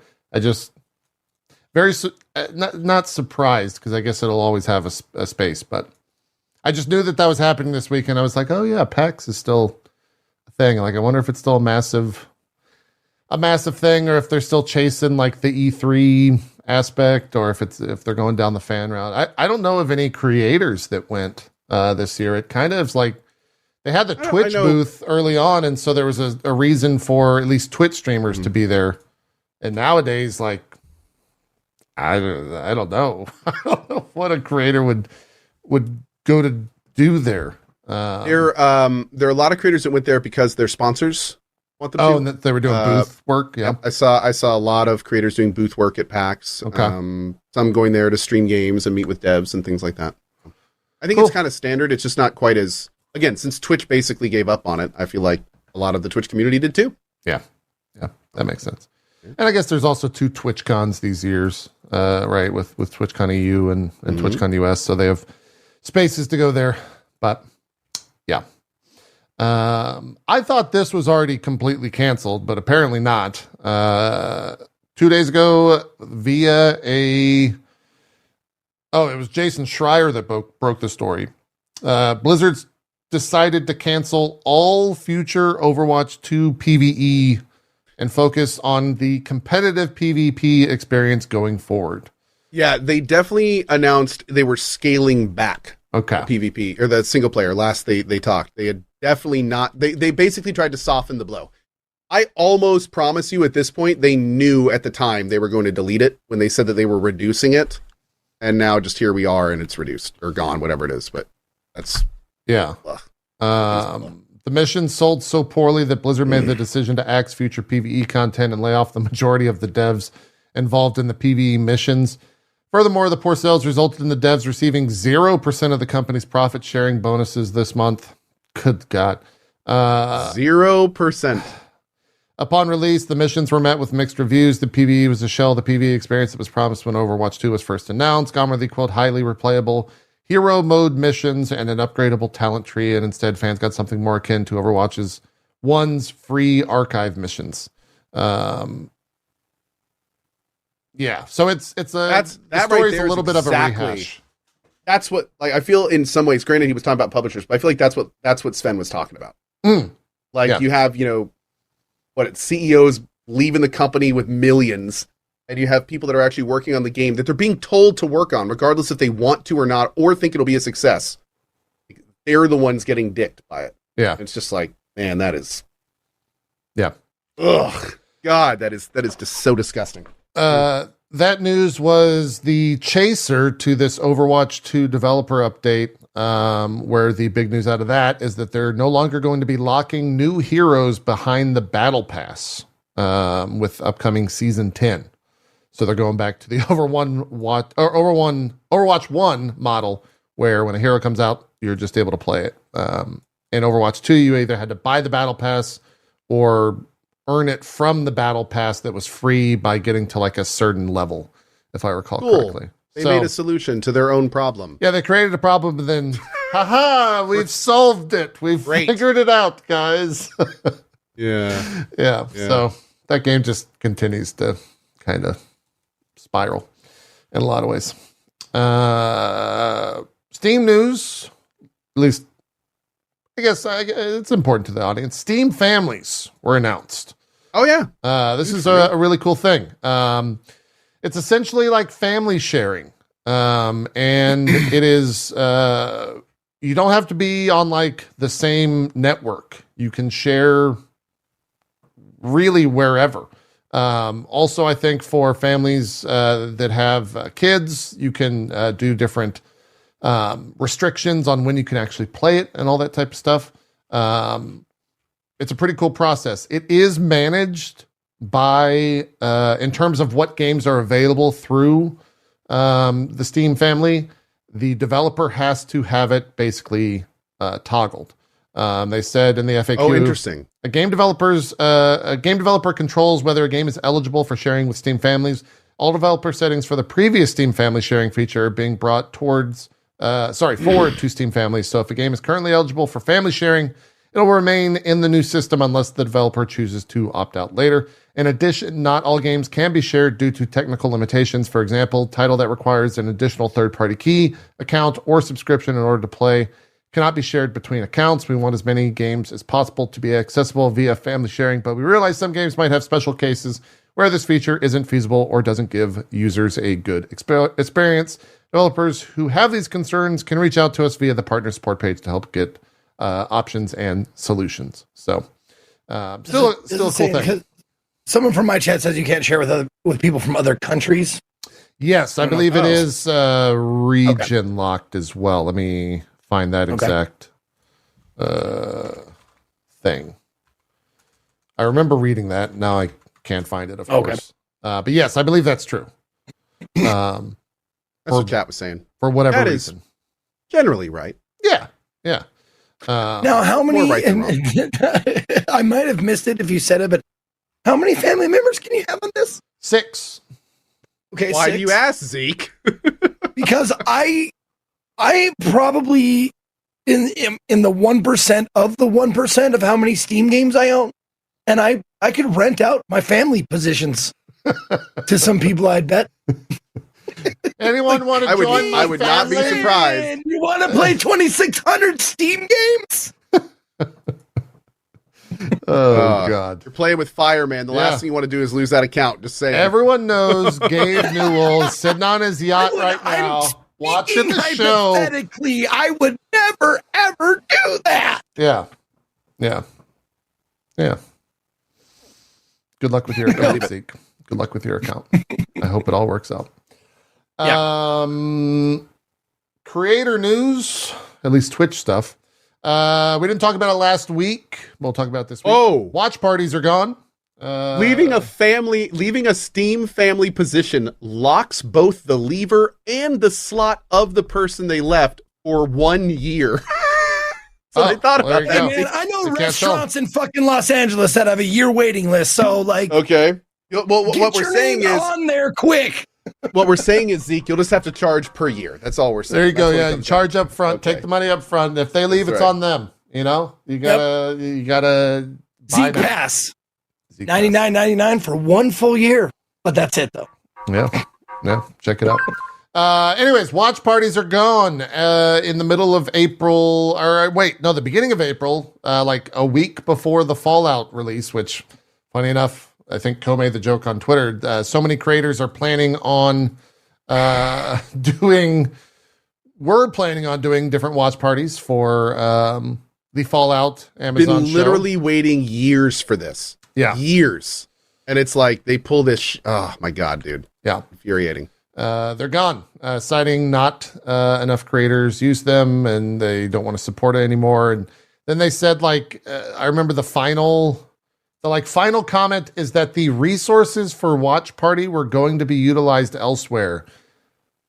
What fucking resources are you utilizing? Resources are money, and the utilization elsewhere is people's pockets. Like what kind of asinine comment is that? Yeah, that was really it's like if that wasn't there, it's like, well, we're just going to take all the resources we were going to use for that, put them in the dumpster outside, and just burn them. Yeah. Is that what we're supposed to do? That's no, we're supposed to tell them we're going to use them? Oh. It was a weird thing. To play somewhat of a devil's advocate, very few people used watch parties. But Dan Clancy said on somebody's stream that this was done by Amazon, not Twitch. Oh, okay. I mean, that makes sense to me. It does completely. It doesn't. I assumed it was Amazon. Yeah, it doesn't necessarily make it better or worse, but someone in chat said mentioned it was because of the ad support in the show. Got it. Well, so it's what everyone suspected. It's what everyone Amazon's suspected. probable switch to everything has ads on Amazon now. Yeah, unless you pay for that premium bullshit, whatever it is. That makes sense. So they didn't want Twitch Prime to bypass Amazon new ad system. The like freemium system that they're launching, which comes out right before Fallout. Okay. I'm absolutely stopped watching Amazon shit because like fucking ads, man. Like, oh yeah, I mean, they hid that shit, dude. They used to have free with Prime. That button went away a while ago. I was like, where did my button go? I love that button. Where did my button go? And now it's like freebie TV with ads. I'm like, no. It's on everything, man. It's on Hulu already. It's coming to Netflix. Like that's where we're headed. That's where all these platforms are doing. They're all going to charge for the freemium stuff. With that, freemium's not the term at all, but they're all going to charge for the different tiered platforms. $10.99 or $9.99 for like the introductory platform, and then pay an extra $2 to skip those ads. So, yeah. Yep. That's where, and then. Well, back to cable. Well, yeah. For some people. Let's not go crazy here. No one's talking about going back to cable. For some people, they're going to, get a boat, start sailing. So now we just need Bethesda to go ahead and figure out how to let us stream Fallout on Twitch. So if you could just go ahead and talk to Amazon, we would really appreciate it. God, yeah. Thank you, guys. Yeah. Thank you. Yeah. Another thing Twitch has done via... What are you doing? Oh, do we have a guest? I had a little kid just show up. Yeah. Oh, you got a guest. That's fine. Zach Busey... I'm going to go... Yeah, go ahead. Go help him. I'll be right back. Go ahead. Zach Busey tweeted a new thing called... I don't think there's a name for this, but I guess it's an evolution of the Twitch sponsorship campaign. That guy right there is in charge of the sponsorship campaigns. That kid, it's crazy. Hey, Asher, who's that right there? Oh, he's recognizes Zeke. Oh, who's that right there? Remember him? Not me. I'll turn my camera. Let's make it easy. Zeke. He called me big guy. It's big guy. Yeah. Yeah. Yeah, big guy. That's what he called me all the time. Where'd big guy go? It's old big guy. Yeah. This will now pop up in your followed channels section. Let me, here we go. I think I sized this properly. So if a stream is sponsored via a Twitch sponsorship campaign, in your followed channel sidebar, which will take up 3 spaces and ignores viewership sorting rules. It's a brand new ad format, which will generate tons of impressions for the sponsoring brand, says Zach BC on Twitter, who's not a Twitch representative or employee or anything. But even if the person's followers don't click into the stream, this is still a way for them to, get impressions of the sponsoring brand. He says that it's, Twitch just continuing to add more ad formats wherever they can. But yeah. And I realize that this is gross for viewers, but for streamers who do sponsored shit, it's very nice. Well, and the reason why it's nice is because the more eyes you get on a sponsored stream, the more times you're gonna the more opportunities you get to do sponsored streams. I agree 100%. I will follow up and say at the moment it's only for Twitch sponsorship, so like Twitch sanctioned campaigns. I would suspect that Twitch will not allow for creators to have this level of access. And so it'll remain a Twitch activation only. So everything you just said is kind of nullified, which sucks because I agree with you 100%. Everything you said, I'm on board. I just don't think Twitch will allow for them I'm just to saying, occur. like, even if you get sponsored for Twitch, sponsored by Twitch, and then third party non-Twitch sees that you did well with your Twitch sponsorship stream. Yeah. I mean, it could have an effect. Maybe. Yeah, maybe. Yeah. Yeah, I think we'll just see, we'll see a lot of these. And it's somewhat of an annoyance. It's kind of a lot. I mean, it takes up 3 things on the followed list. It's kind of crazy. And it also pushes it to the top. So it's pretty strong advertising, but hey, it's Twitch's platform, so they can do that, I suppose. Yep. At the end of the day, there's not much, I would love it, Zeke, if they were to give that to anyone wanting to do sponsored streams, because you're 100% correct. For an advertiser looking at this, they're like, oh yeah, well, how much is that thrown into the whole like activation? What does that cost? And that it's more money for Twitch. It's more money in their pocket. Oh, and also, like if they see like you getting sponsored at all, that means you are a sponsorable commodity. Sure, absolutely. So I don't know if this is fully live yet, and also those Twitch activations, Twitch sanctioned activations are kind of sporadic. They're not always constantly running. You'll probably see some, I would suspect, for the Fallout show, if history is anything to go by. Well, or if maybe they don't want to draw to attention to the Amazon Prime stuff.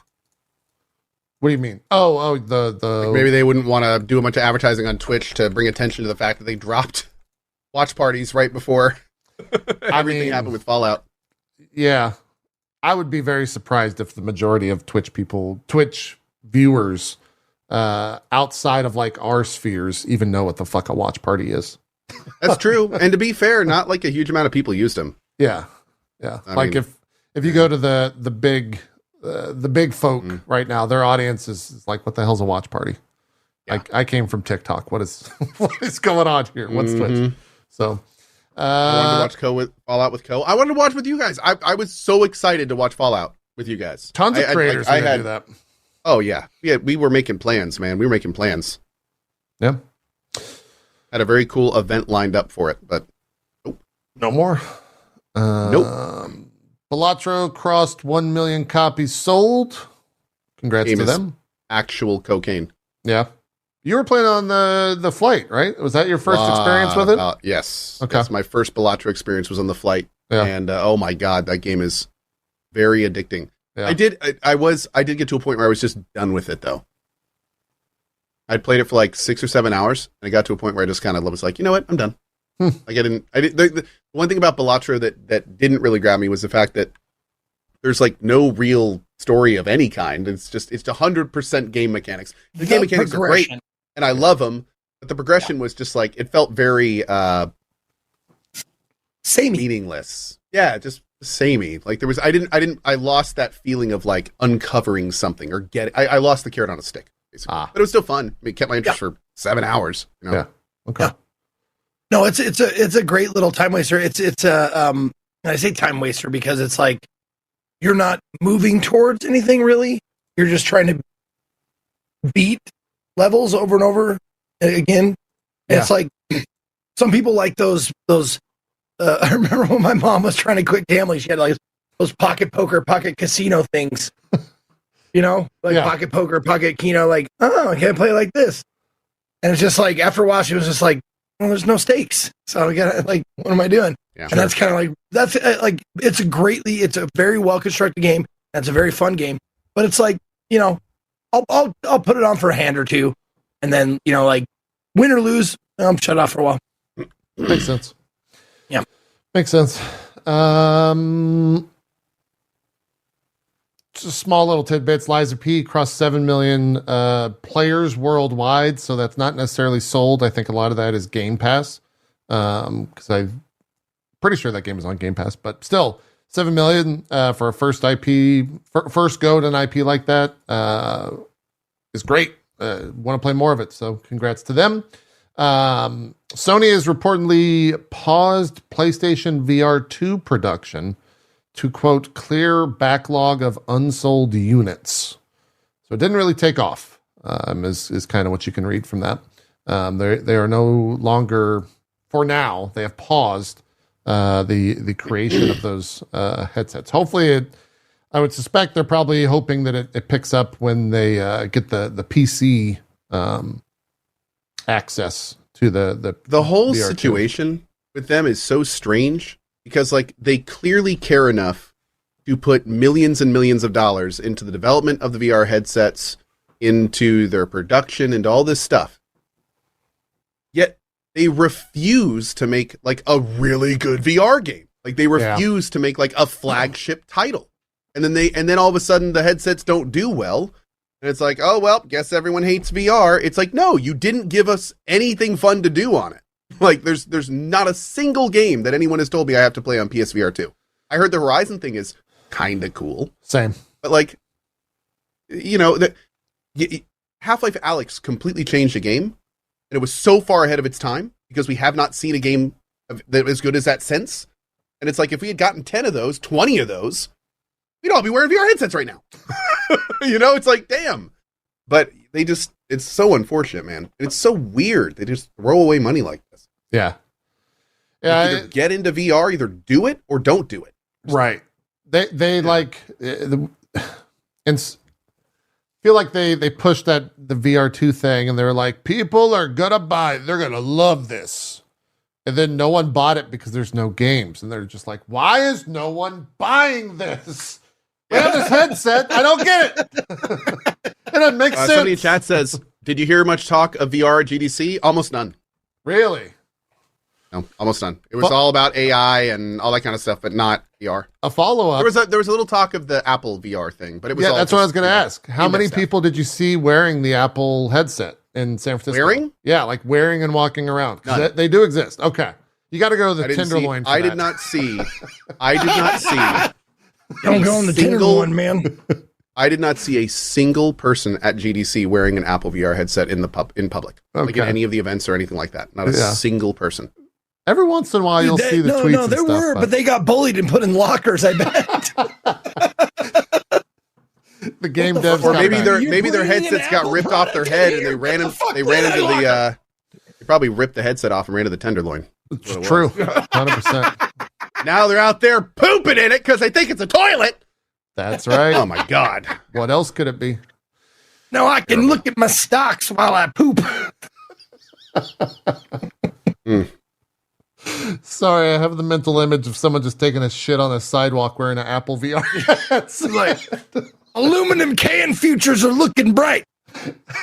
He's sitting there without pants and he has to hold the battery because he doesn't have any pockets. He's just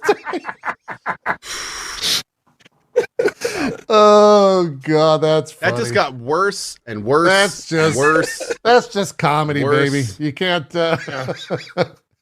That's really good. Somebody said Apple Bidets coming soon. Full circle. We've come full circle. They're going to reinvent the hose. They sync with your Apple headset. Oh, now we're talking. Now I'll buy the headset. Yeah, now we're talking. There we go. That takes water sports to a whole new level. It's exciting. All you got to do to spray a beehole, just blink twice. Yeah. Speaking of VR headsets. Oh God, I just thought of that. Introducing the Apple Bidet, sponsored by Power Wash Simulator. They call it the iButt. Yeah. No. This is all great. This is all going to make so much money when someone actually does this. They should really do it. But me, Siri. No. Nope. You shouldn't say. Don't say that out loud. Don't ever say that again, please. Siri's always listening, newbie. You can't just say that. Hey, Siri, clean my backside. No, do it yourself. Oh my God, what has become of me? That's the Ubisoft narrative thing. That's why they're going to utilize it. Wow. I have questions and comments about it. I want to pass butter now. I think chat is slowly catching on to my Power Wash Simulator thing where they're like, wait, would it have a camera? It's like you're starting to get the joke. Yeah.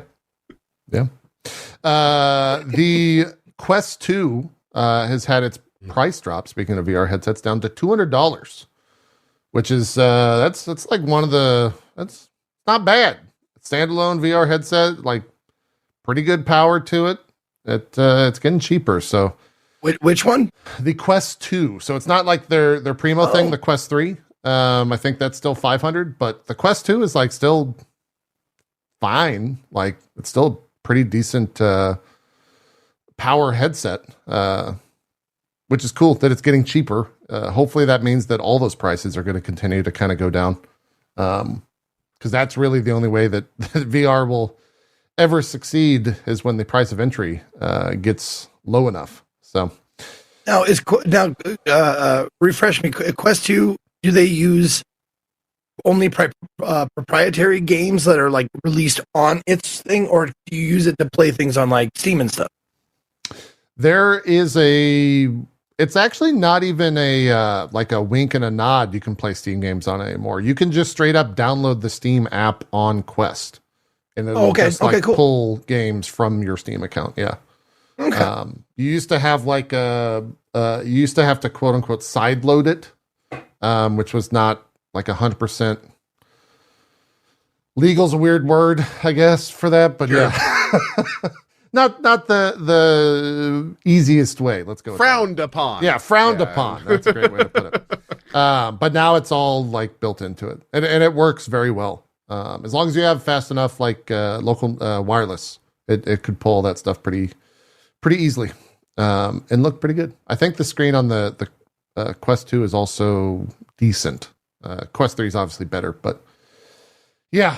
I think that's kind of it in terms of most news. We can get into the... Are we going to even like mention Dragon's Dogma?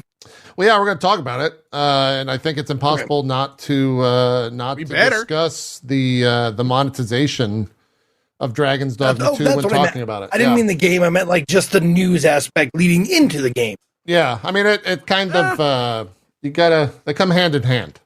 Also, Zeke, it's going to cost you $199. Can I just send you my PayPal information? So it begins. Yeah. Yeah. That's right. There was a convenience fee? Chat did bring up there's PoE news, but we don't got to get into it because even I was shocked at how much stuff there is next week's league. I didn't see any of it. I was hoping you go over it. There's a lot. Go on. It's all like there's tier 17 maps now. There's a new Uber boss. They are doing a bunch of quality, like a ton of quality of life stuff, and then the league mechanic is like a ton of different leagues, kind of all smashed into one. In a good way. It seems like it's going to be a good. Yeah, it should be a good league. There's 3 Atlas trees now instead of just one that you can kind of swap between at the end game. Cool. And then the other, I guess the bigger news story for kind of the greater gaming population, they pushed PoE 2 back. It's no longer coming out in beta in June. It'll be kind of like an alpha, closed alpha type deal, and they're pushing it back to sometime later this year. So for most people, I think, that are watching, apart from people that are already kind of, all in on Path of Exile 2 and already know all the announcements, they're all waiting for Path of Exile 2 to come out, and it just got pushed back even further. So we will see what comes from that. Hopefully sooner than later. I'm curious how much people will wait for that game. They're kind of playing with a fine line there. I guess there's not really anything pulling them away, right? Like Diablo 4 kind of did what Diablo 4 did, and Last Epoch was good, but I think most people have already dipped out of Last Epoch, so they're kind of just waiting. There's not really like any big bosses. It's not like there's not like a PoE developed end game yet. But I think a lot of people are kind of like me, where it's like we played Last Epoch, we loved it, and now we're like waiting for reasons to make characters and do stuff again. Totally. Yeah. Anyways, Dragon's Dogma. That game came out and is out. And aside from all of the microtransaction stuff, which we're going to get into, it's great. I think me and Cohh are both having a fantastic fucking time with it. Absolutely loving it. I put 30 hours into it so far, and it's very much like, for me, it's Skyrim. I don't give a shit about any of the story. I'm just walking around, fighting things, killing things, exploring, finding caves, finding different loot in the caves, and having a blast. We can kind of dive into the gameplay aspect of it in just a little bit, because I think the micro transaction stuff dominated the news space for the past 72 hours. It seems to be dying down, though. Like, basically, the gist of it is Dragon's Dogma 2 came out, And when it launched, alongside of that were a whole slew of microtransactions. Those microtransactions were in a document that was also sent to people that reviewed it, but I think it was also tied to spoilers for the game in kind of the same document. So a lot of reviewers said they didn't look at it or they didn't feel the need to comment on it or anything like that. And so that came out, and the internet lost its fucking mind. It debuted to mostly negative on Steam. I don't know where it's currently sitting. Let's see. Currently sitting mixed. So it has gone up a little bit. 50% of the 32,000 user reviews for the game are positive. And alongside kind of all of the microtransaction news, there was a ton of misinformation on exactly what was purchasable and how it would all like factor into the game and what in the game is earnable that you can buy and how easy is it to earn all that stuff. And so the more that information is kind of permeating the gamer sphere of news, I think more and more people are able to move past it. That being said, it's the same conversation we've had on this very show for a decade at this point. Like, you can go back and watch our show on Assassin's Creed Odyssey, I think it was, when they debuted the fact that you could like buy levels in that game. And like the three of us had a very long, and I remember it as a very argumentative conversation around it. But nothing's changed since then. It's the same fucking conversation. It's, and that's, I don't want to downplay the fact that like, you know, MTX and the perceived notion that they're taking things away from the game, potentially there's the idea that they could take things away from the game and charge for it. You just never know type deal. But like all of this stuff is the same rehashed shit from so many years ago. So already from the very get-go, I was already just like, yeah, I don't care. Like I'm already moved past it. Which is maybe not the best approach to it at the end of the day, but I was so like mentally taxed out of it that I just didn't even talk about it at all. Cohh, you had a rather lengthy post, I think, on Twitter that I saw kind of went viral. Rip your mentions on that. I'm sure it had like 2 million or so views on Twitter. But nothing new was said. It was the same thing you've kind of always reiterated for. I mean, it's kind of funny because that tweet, I basically said, like, God, 8 years ago, on this show about Mankind Divided. Like, right. That was one of the first like egregious things. And the thing that unfortunately, here was my biggest issue. You know, I thought maybe if I gave it one more try, it would work. And I thought, let me try to put up a nuanced tweet that isn't black and white. And I'm sure this time Twitter will get it. Man. This time. And the thing is what a lot of people didn't understand is that this game came out and immediately sunk to mostly negative on Steam.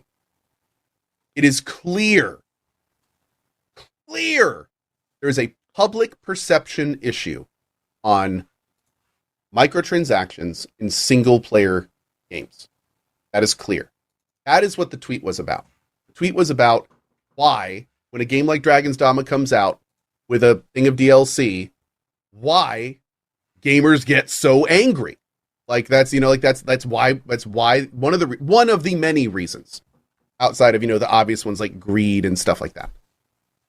Now, unfortunately, what a lot of people took my tweet as is they didn't take my tweet as talking about the review score of Dragon's Dogma on Steam.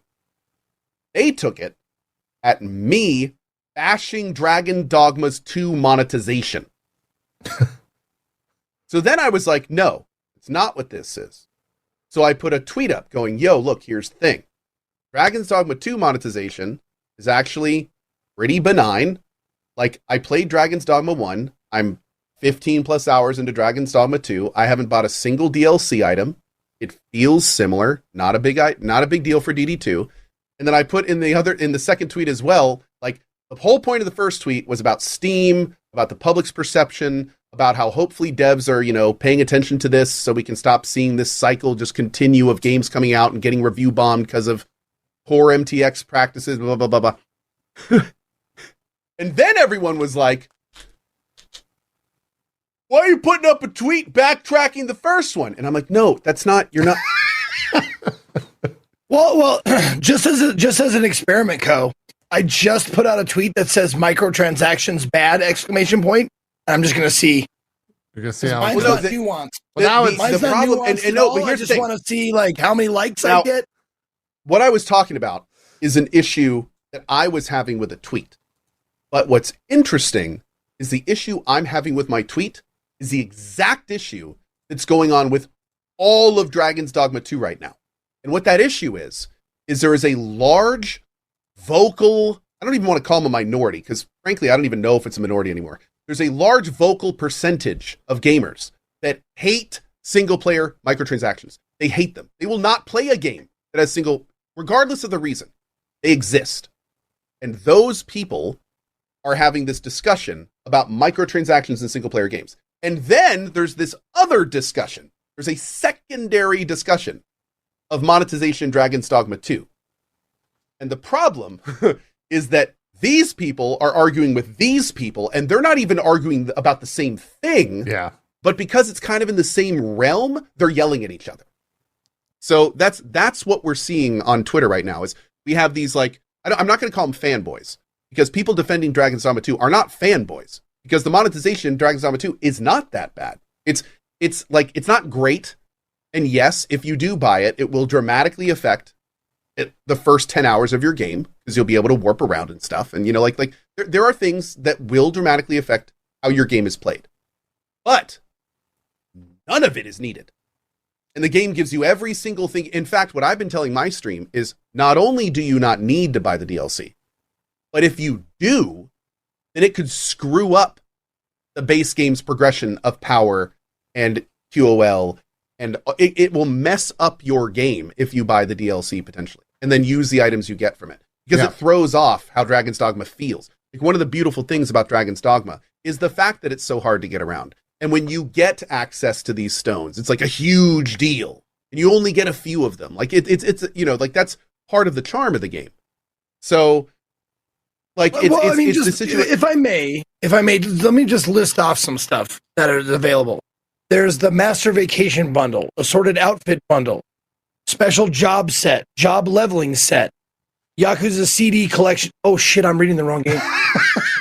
I know, right? Yeah, that's a whole different discussion. Oh fuck, that's Infinite Wealth. I'm on the wrong page. Wealth. I'm sorry. Absolutely. Microtransactions bad.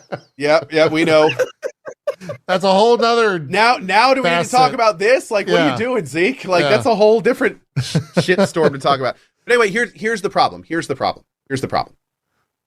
If you buy the microtransactions, they will affect your game. You don't need to. But there is a large percentage of gamers that are never going to be okay with the fact that you can. And that's never going to change. Yeah. So, like, so people are like, was the review bombing on Steam justified? And it's interesting, because on one hand, I'm somebody that I hate boycotts, I hate canceling, I hate all that stuff. I think it's lame. I think people are deeper than binary on-offs. That being said, the idea that you would tell a group of people, do not express your opinion at the people that you are buying things from, do not express your negative opinion to them in any way that you can. Like, that just seems wrong. Like how else are these people supposed to tell Capcom, we are not okay with this? Like, the tools are limited. I mean, yeah, sure, you can not buy the game, but so can everyone who doesn't play video games. That doesn't help. Yeah. So it's like, that doesn't make any sense. Like, yeah, sure, boycotts work, but they work under certain conditions. But in this condition, it's not really going to do it. So it's like, in a situation like this, you say it's review, like, people have told me, what do you think of the review bomb of Dragon's Dogma? It's like, I don't even know if I'd call it review bombing, because they all have a deep-seated reason they feel this way. They are all individual people. It's not like one person's making 10,000 accounts just to screw the company. You know, like this is a very serious issue that I feel like gamers are starting to get really frustrated with. And even in a situation like Dragon's Dogma, when the monetization isn't that bad, the company is getting all the flack for if they had a horrible monetization that did affect gameplay, you know? And it's like, this is going to keep happening. This is going to keep happening. People say, why didn't this happen in Yakuza Like a Dragon? It did. We just weren't, like, some of us weren't listening. It just was more small scale. So it's like, this always happens. But anyway, I've just said about 20 different things that people could very easily disagree on. So before all of our chats get destroyed, I'll just stop right there. I mean, again, this whole situation is very tumultuous, and there's not really a right way or right answer to do it. And it plays with a lot of interesting discussions that don't involve gaming and are more just like, how do you deal with a situation like this in any situation, like not just games. So it's there's a lot to it. There's a lot to it. But no, the short of it is I think everyone is in their right telling Capcom what they want and don't want from games they buy from them. Yeah. And if they do that via Steam review, I think that's fine. I think there's some, like, I read through a lot of the Steam reviews. There are some really well-written reviews. Really, like, obviously people put a lot of time into this to be like, I am not buying your game, not because I don't want to play it, but because I disagree with what you are doing with your monetization. And here's why. And they'll put like 5 paragraphs detailing exactly why that feel that way. And it's like, that's valid, man. That's valid. Yeah. 100% valid. Yeah. And the other thing too, is a lot of those reviews also, the majority of them are MTX related, but a lot of them are also performance related. Yes. Yeah. Performance is a big issue at the moment, kind of across the board. If you're not running a tip-top CPU, the game, and even if you are, the game can kind of still have a struggle when it comes to cities where your FPS will just straight up drop. So one thing I will say, and honestly, I'm just going to say this, unacceptable. Completely unacceptable. The performance? Capcom, you're a huge company. You've been working on this for years. The fact that you didn't have a valid, proper way to erase your new player data and start over. No, this is like... I'm laughing because it happened to me. I haven't told the story. Dude, that is... And here's the worst part. Read their response. Okay, we are looking at adding a feature to the Steam version of the game that will allow players that are already playing to restart the game. Okay, listen to those 3 words again. We are looking, so it might not happen. Yeah. Adding, like it's not missing. It's not missing. They're adding it. It's not like they're, and then feature. Apparently it is now a feature to be able to restart your game. So, let me tell you, Wednesday evening. Story time with Uncle JP. I love this part. Wednesday evening. I had access to Dragon's Dogma 2 for about a week. I had run around in game for about an hour just to see how performance is. And, I could kind of check it out, see if I was going to need to do anything for the game, blah, blah, blah. I'd already spent multiple hours on stream creating my characters, which were, saved on the cloud / on the local PC itself. It was great. I was super excited the next day. It's about 11 o'clock, I start winding down. And it's like, oh yeah, let me reread the embargo to make sure everything's good, so I'm good to play it tomorrow. I'm rereading it, and there's a big thing that says, like, please do not use a character from any non-new game file. That's a poorly worded way to say it. I don't remember the exact basically, thing. Basically, make sure to restart your playthrough. Start a new game. Beginning. Yes, start a new game. That was an embargo line. Oh, okay, yeah, I need to start a new game. Start up the game. Wait a minute. How do I'm kind of looking around. I'm going to all the options for the reset data. Yep. And I'm like, how the fuck do I do this? And so I'm thinking like, well, it's midnight Eastern. There's no way in hell I'm going to get a response via email on how to do this. And I saw someone tweet that I had worked with prior, another creator. And so I message her and say, hey, by chance, do you know how to make a new character? And she goes, dude, I just did this thing earlier today. It sucks, and I'm sorry. And I go, oh God, what do I have to do? She goes, hold on. I'm going to go to my other Twitter DM, and I'm going to copy and paste this entire thing on what you need to do. So I'm kind of like, okay, how bad is this going to be? She sends me basically a little quick tutorial that in order to make a new game, start a new character, or use my old character data and start anything, I have to go into the game files, into a hidden file under app roaming, like app data roaming, if people are aware of that, if you know what that is. Delete a bunch of local files on my PC, go to Steam, turn off cloud data, boot the game, remake my characters from scratch because that's what I just deleted, and then I will be able to start the new game. And that is how you make a new character / start a new game in Dragon's Dogma 2. Still, and, to this day. You want to hear the best Oh part? my You want to hear the best part? So if you do that out of order, or if you do it too many times, the anti-cheat can pick it up and will lock your account for 24 hours. Yep. So you can only do it a handful of times, or de novo or whatever will be like, it'll think you're trying to copy. It'll make extra copies. Yep. And so, okay. Everything JP just said, all that stuff. And then keep in mind, on top of this is a game where it is exceptionally easy to miss quests, to lose out on major sides of the game. So obviously you'd want to be able to restart this game. Obviously you'd have to be able to, right? So yeah. And then all of that being said, right? What a ridiculous situation. Can't believe this happened. Who would possibly release a game in this state? And then they drop that sentence. Yeah, that's pretty wild. Okay, we are looking at adding a feature. Before I forget, this is an honest question. Like, why is there anti-cheat in a single player game? Because it's a multiplayer game. Yeah, it's online. It's an online game. Like all the other pawns that you can use are other players. They don't want people hacking and cheating on pawns and then releasing them out to the wild to spoil other games. Like, if it didn't have social elements, I can almost guarantee we wouldn't see the anti-cheat. But the social pawn thing is actually a huge part of the game. Pretty much like every few levels, you can get like other people's pawns. So if there was hacking going rampant in the game, like it would be a mess. Yeah, it would be an absolute mess. DRM, also, not clearly, anti-cheat. Real quick. Also, clearly, because of the de novo stuff we just talked about, it's more of copies. Yeah, so I think it's more they don't want people, Sure. At this point, with especially the bad PR, they need every sale they can get.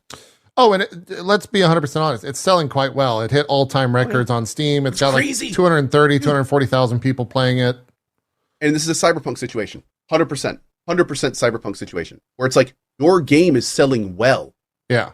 With horrible PR, without a New Game Plus, with a mostly negative / mixed Steam review. Think of how well this game would be selling if we were actually talking about how good the game was and not about how much Capcom effed up with New Game Plus, with the PR, with the monetization. Like, this game could have been like a $1 million+ giant, amazing, this game is one of the best RPGs of all time, and now instead it's just a massive PR tornado they have to deal with. Yeah. Good job. I hope tell that you this. extra 200,000 from your MTXs worked out. Yeah. Well, I'll tell you this, like MTX aside, like, if my honest opinion about them is but the thing that I was looking for a new game to play, like, in my spare time. And I was like, oh, Dragon's Dogma 2.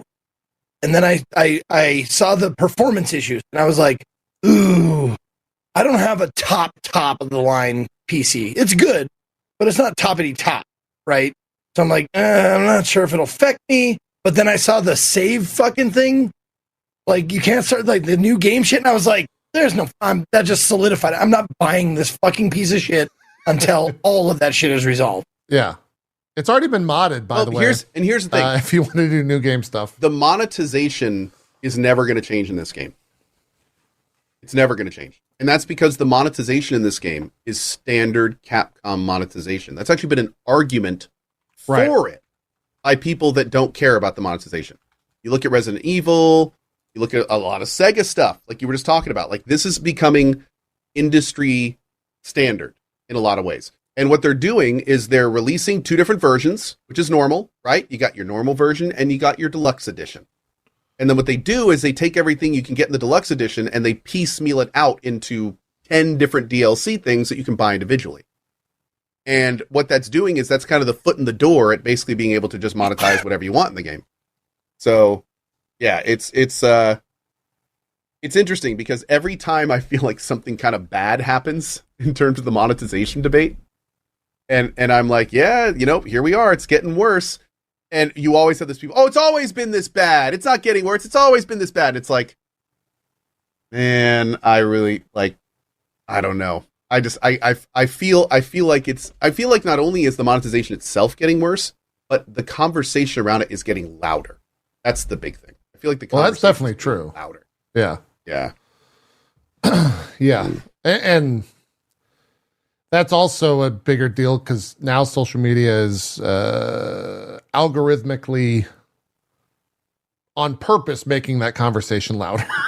Right? Yeah, not wrong. Like it's that's another facet of kind of all of this. But the worst part, man, the worst part is we should be talking about how awesome this game is. Because this game is awesome. I agree. And it kind of drives me freaking crazy that we're having to address this. I know you're dealing with this streaming at JP, like every half an hour. Yeah. Somebody drops in talking about the monetization and then we end up talking about it. And then it just, and it's just like, man, I'd love to just enjoy this goddamn game. Dude, it's so much fun. So maybe it was Friday. I think it was Friday night. I ended the stream and I had played it all day and it was fine, but you're right. Like the conversation was nonstop. And so I just booted up the game and I was like, I'm going to play a little bit offline.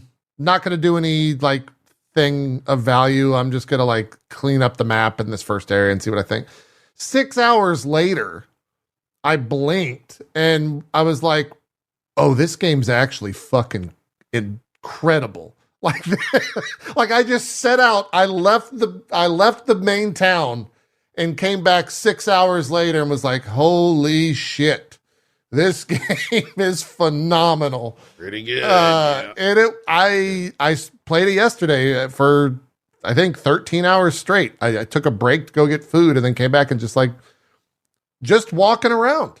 The quest stuff I truly do not care about. It's stuff like this right here, this exact moment that's about to occur when I hear a loud thing in the air and then this thing just slams down from the sky and attacks me. And I'm like, this game's fucking great. I get it. I understand why this game's so fucking good. And I'm having a blast with it. And it's very much like early Skyrim. I think Elden Ring exploration stuff. It's got those same exact vibes where you'll just happen upon a random cave. And it could be a cave with a ton of value, or it could be a cave with no value.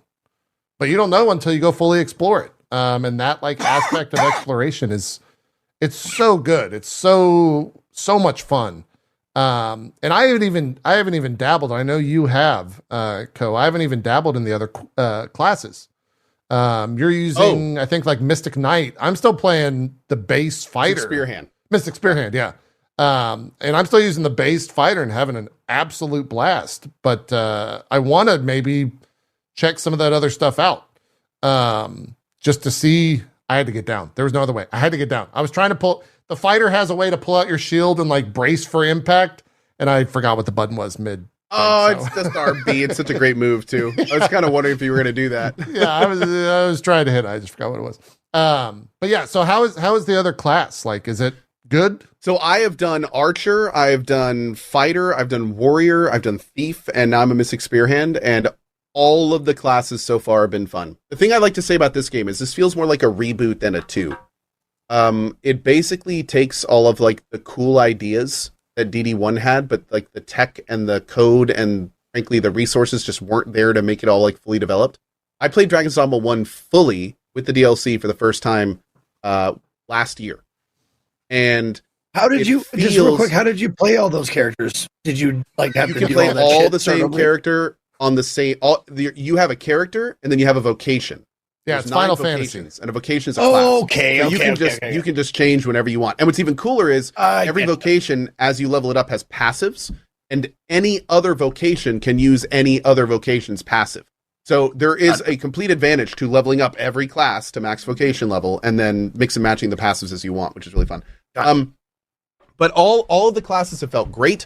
Warrior was like, I went from Warrior to Mystic Spearhand. Warrior, super slow, big charge up hits, felt very Monster Huntery, not a lot of animation cancels. Like but it hit like a truck. I mean, I was literally for trolls and stuff.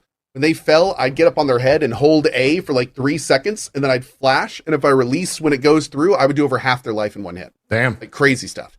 But really slow. And I mean, if you even tap X, then you're locked into like a 3-second swing animation. It was real slow. Then I switched to Mystic Spearhand. This guy's default move is warp to and hit.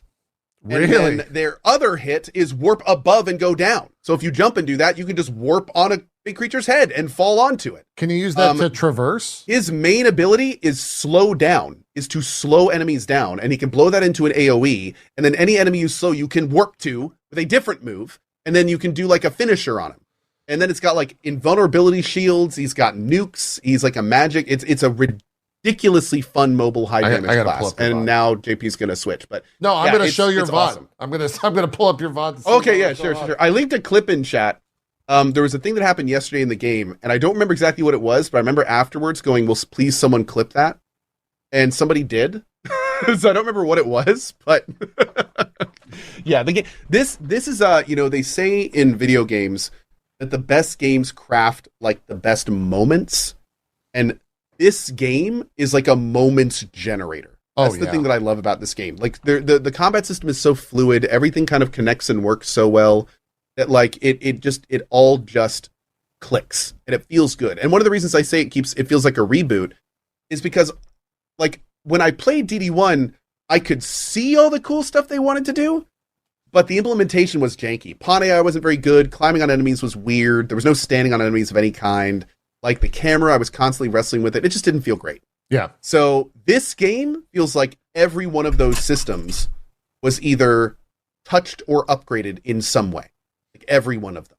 Everything feels more fluid. The climbing feels more fluid. You can stand on enemies now, which completely changes the game. Pawn AI is not only super crisp, but they do so much more cool stuff now than they did in the first game. Like they actually feel like when they go off and do things with other players and they come back, they'll like tell you about it and tell you what they learned and like start leading you to quests that they didn't before. And like it is a super, super cool system. And on that topic, just real quick, on that topic, I heard comments about like the chatter.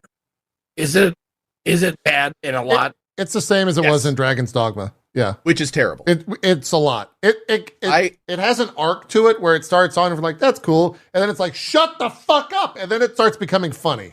The problem is, as streamers, we like to talk when there's no one talking. The problem is, so do pawns. That's the problem.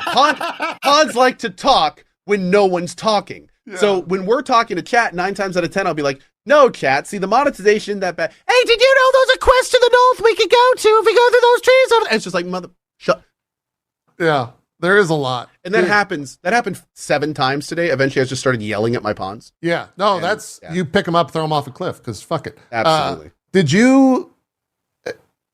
Have you done the bow quest? That's pretty... Yes. So, I had that quest as my priority quest, but I wasn't doing it. And the entire time that happened, I was a warrior.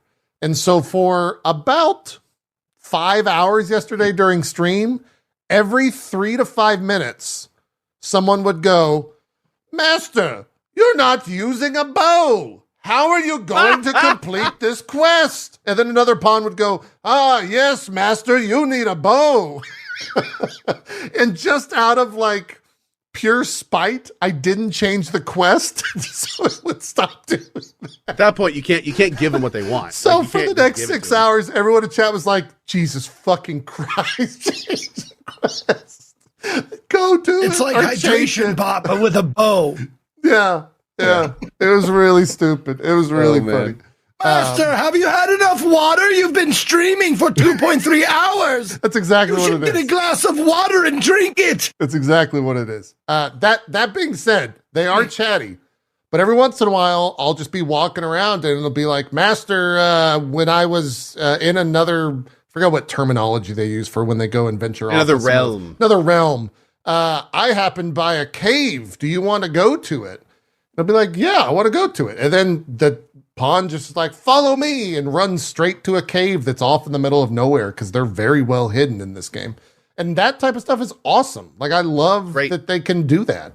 I'm also, like Cohh said, when it comes to someone using your pawn and them coming back and telling you your stories, or telling their stories of what happened, randomly, Shroud has been using my pawn. And so I'll just like hop into his stream and he'll just be like murdering NPCs or something like that.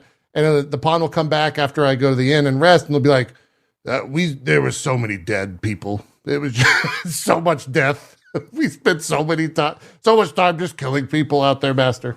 And I love that stuff. I love the fact that, you know, Cohh, I could bring up Cohh's pawn and have a healer in the party. And it's the same exact pawn that he's using, all the way down to like mannerisms, items, skills, all that type of stuff. It's really, really well done. But they are chatty. Like, that's everything I just said can be kind of put into the bubble. They have something to say about every quest, about every situation on every quest, about things you're doing, about things they've seen, about rumors they've heard. Like, it's just with as much as I've heard about it, do they not have like a slider for like like nope. Super chatty to the only slider they have is pawn voices. You can turn off pawn voices, but sometimes they say really useful good things. So it's like you don't necessarily want that. Yeah. Yes, but you can use that. It's like Mimir all over again. It's like, dude, tell me useful shit and that's it. But like with Mimir, I think it gets one, it kind of spoils puzzles and that whole conversation. It can kind of get annoying. For this one, it becomes like there's a certain charm to it, where in the first one, that was like what the community knew, and it became kind of the meme, and there was this charm around, you know, fires hate goblins hate fire, Master, all that type of shit, like just repeated lines over and over and over. And for this one, I kind of feel it's the same. So it's Master, you're carrying too much. Yeah. Would you like me to relieve you of some of your burdens? That happens all the time. Yeah. And no thanks. Oh shit, it's right there. What? Pawn slider, $3.99. Oh yeah, it's in there. It's on voice right there. Mm-hmm. You got to find. I should have looked. That's the first place I should have looked. Yeah, that might be one of my like. We were talking about. Cohh made the comment about the pawn about weight. When I played the game originally, I played it without mods, and this was 10 years ago, whenever that was. When I replayed it about a year ago, maybe 2 years ago, I had a mod where there was no weight limit on the main character, and it was fantastic because I could just fucking loot everything. This now, the weight limit system in this game is they've put in a thing where there's like bugs around the world that you can go and find it. It increases it by a very small, minuscule amount. And if you get enough of them, it still helps. But goddamn, you are constantly like encumbered in this game. Like fucking especially if you're even a little bit of a pack rat. I don't even know how Cohh does anything in this game. I don't. Because there's so many things to go around and click, and it's like, oh, let me take that apple. Let me get that apple. Get that piece of bark. And as soon as you get encumbered, or even like, it's like light, average, heavy, very heavy, encumbered. As soon as you reach heavy, you start getting penalties to like your sprint and how much stamina you have. Stamina, your movement. Yeah. And so I'm playing a fighter, and all of the fighter gear is like heavy tank, heavy armor shit. So from the very get-go, I'm already borderline right on heavy. And so I'll go and like pick up an apple, and the second that his finger touches that apple, he gets a penalty. And I'm just like, fuck. It's it reminds me of like a theater mom or a beauty pageant mom. Like, are you sure you want that apple? Yeah. Oh, that's what the pawn does. The pawn says the line that Cohh just said. Sure. The second I pick it up, Master, you're wearing a lot of things. Are you sure you want to take Master, why so fatty? Yeah. Why, Master? Why do you do this? You can clear the. Okay, I thought you were going to clear the bridge, and I was like, "What the fuck?" Oh, I tried. We have gotten to some crazy places with that dive. Like, that's wild. It goes real far. That's one thing the fighter doesn't do that well is getting around. But the fighter can. It has the thing where you can put your shield out, and it'll call for one of the pawns to jump over, and then you can push the pawn up into the air, and it's got an upgrade to that. And so I've gotten a bunch of things that are like hidden or chests that are up on walls or scaled walls or thrown a pawn up to a second or third story to then get them to go and get the ladder to knock it down. And that will they do so that cool. whenever? What do you mean? If you're facing a cliff per se? Oh yeah. You get a little bit of control. You get a little bit of control to where you want to push. This will be hilarious. Hey, come over and jump on my shield. Yes, Master. Totally. Yeah, I mean, you can, right now, in any moment, Cohh could just turn around, grab any of these pawns, and just chunk them into the water, and they're dead. I saw a clip of that, yeah. You want. Yeah. I heard that was a way to keep them from talking so much. Is that not true? It does turn out if you're dead, you don't talk as much. Yeah, if you're dead, you don't talk. Because they're dead. Them. Yeah, you have to go back to town to get them. So you can play it solo then? Well... I guess, sort of. I guess you could kill your like main pawn, but that's what I'm saying, pawnless. The game's fucking hard if you don't have people to. Yeah, you definitely like pawns. A good way to think about this game is it was kind of an attempt to give you an MMO feel as a single player. So you literally get to spec out the rest of your party, and then they all with their little AIs like help you take down. But I mean, they are incredibly good in battle. Yeah, you are definitely a party leader, and it's very tough to solve. Also, a lot of enemies in this game have all sorts of moves to incapacitate you. Cue the Dan clip, please. Do we have the Dan clip queued up? Yes. So, but there are lots of enemies and situations in this game where, like, there's an ooze, for instance, and if the ooze gets on top of you, then it paralyzes you and just keeps doing damage until you die. A pawn needs to come up and hit the goo to release you. So if you were playing solo, you would just sit there and die. There may be ways to get out of it. I don't know, but there are other situations like the Dan clip's a good deal or a good example one. There's also some enemies that have really fast attacks and they'll just keep knocking you down unless another pawn drags you out and stuff. So this was wolves can actually drag you off then chomp on you. Now the beautiful part about this situation is Dan only has one pawn and the pawn only has heal spells. So while these wolves feast upon Dan's carcass, his pawn just sits there like what is it, Prometheus? And just healing him. Die. Absolutely not. So I think Dan is just getting murdered. Fucking great. I hadn't seen this. That's really good. That's really and then here's the best part. Another grabs another one.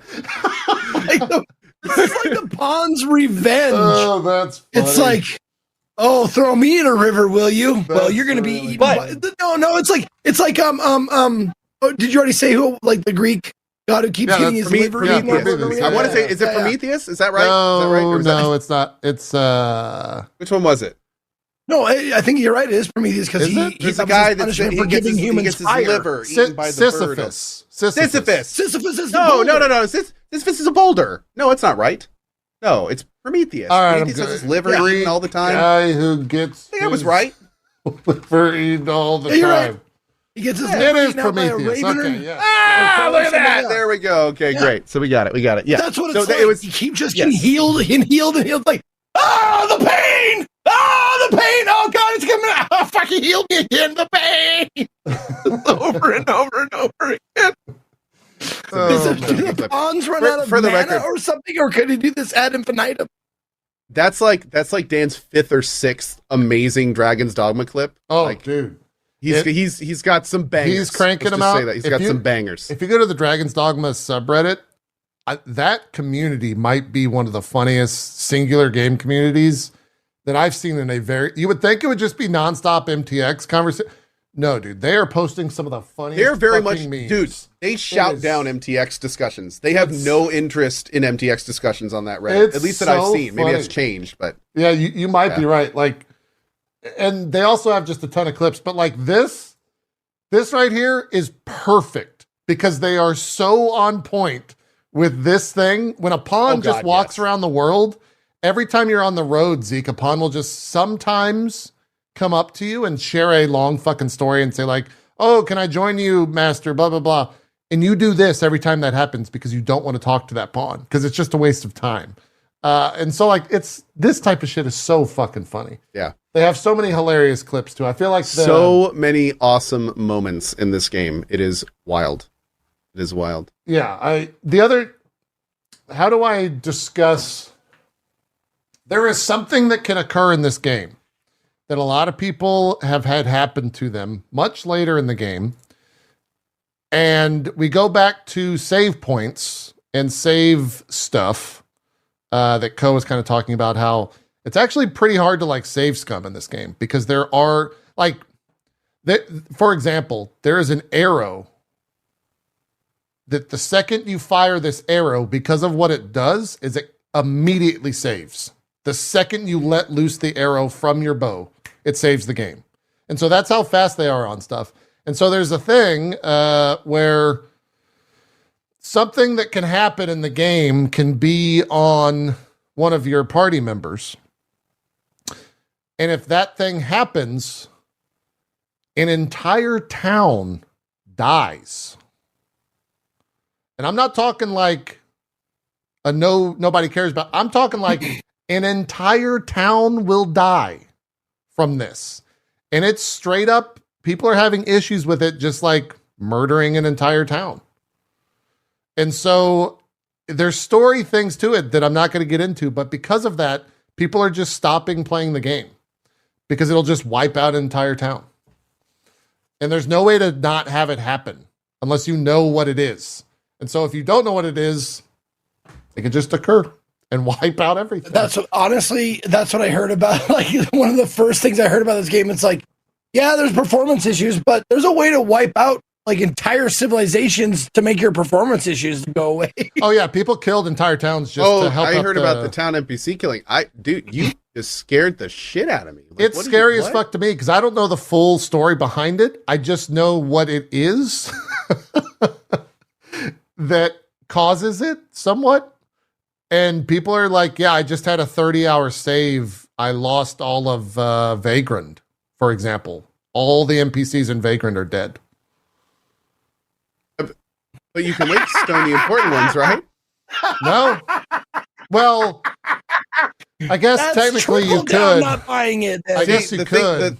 But that's a lot of wake stones. The thing that I'm thinking of here is, well, I mean, you wouldn't need all of them, right? Just the ones that have just the ones that have the quest, yeah. But that's wild, dude. That's absolutely wild. Yeah. I'm shook. Yeah. I would say if you're... Wait, so it doesn't always happen. It only if it... Oh my God. This is where it gets into questions and I'm going to spoil myself. And well, I don't know. God. Like, I don't know the specifics about it. I don't know how to answer the questions you just said. I just know that I've seen people say like, yeah, I lost this entire town. Someone came into my stream last night and I thought it was an actual bug, but apparently this is like a thing. Someone in my chat said it's 100% intended. There's voice lines and everything. Yeah. It's that freaking plague, isn't it? Yeah.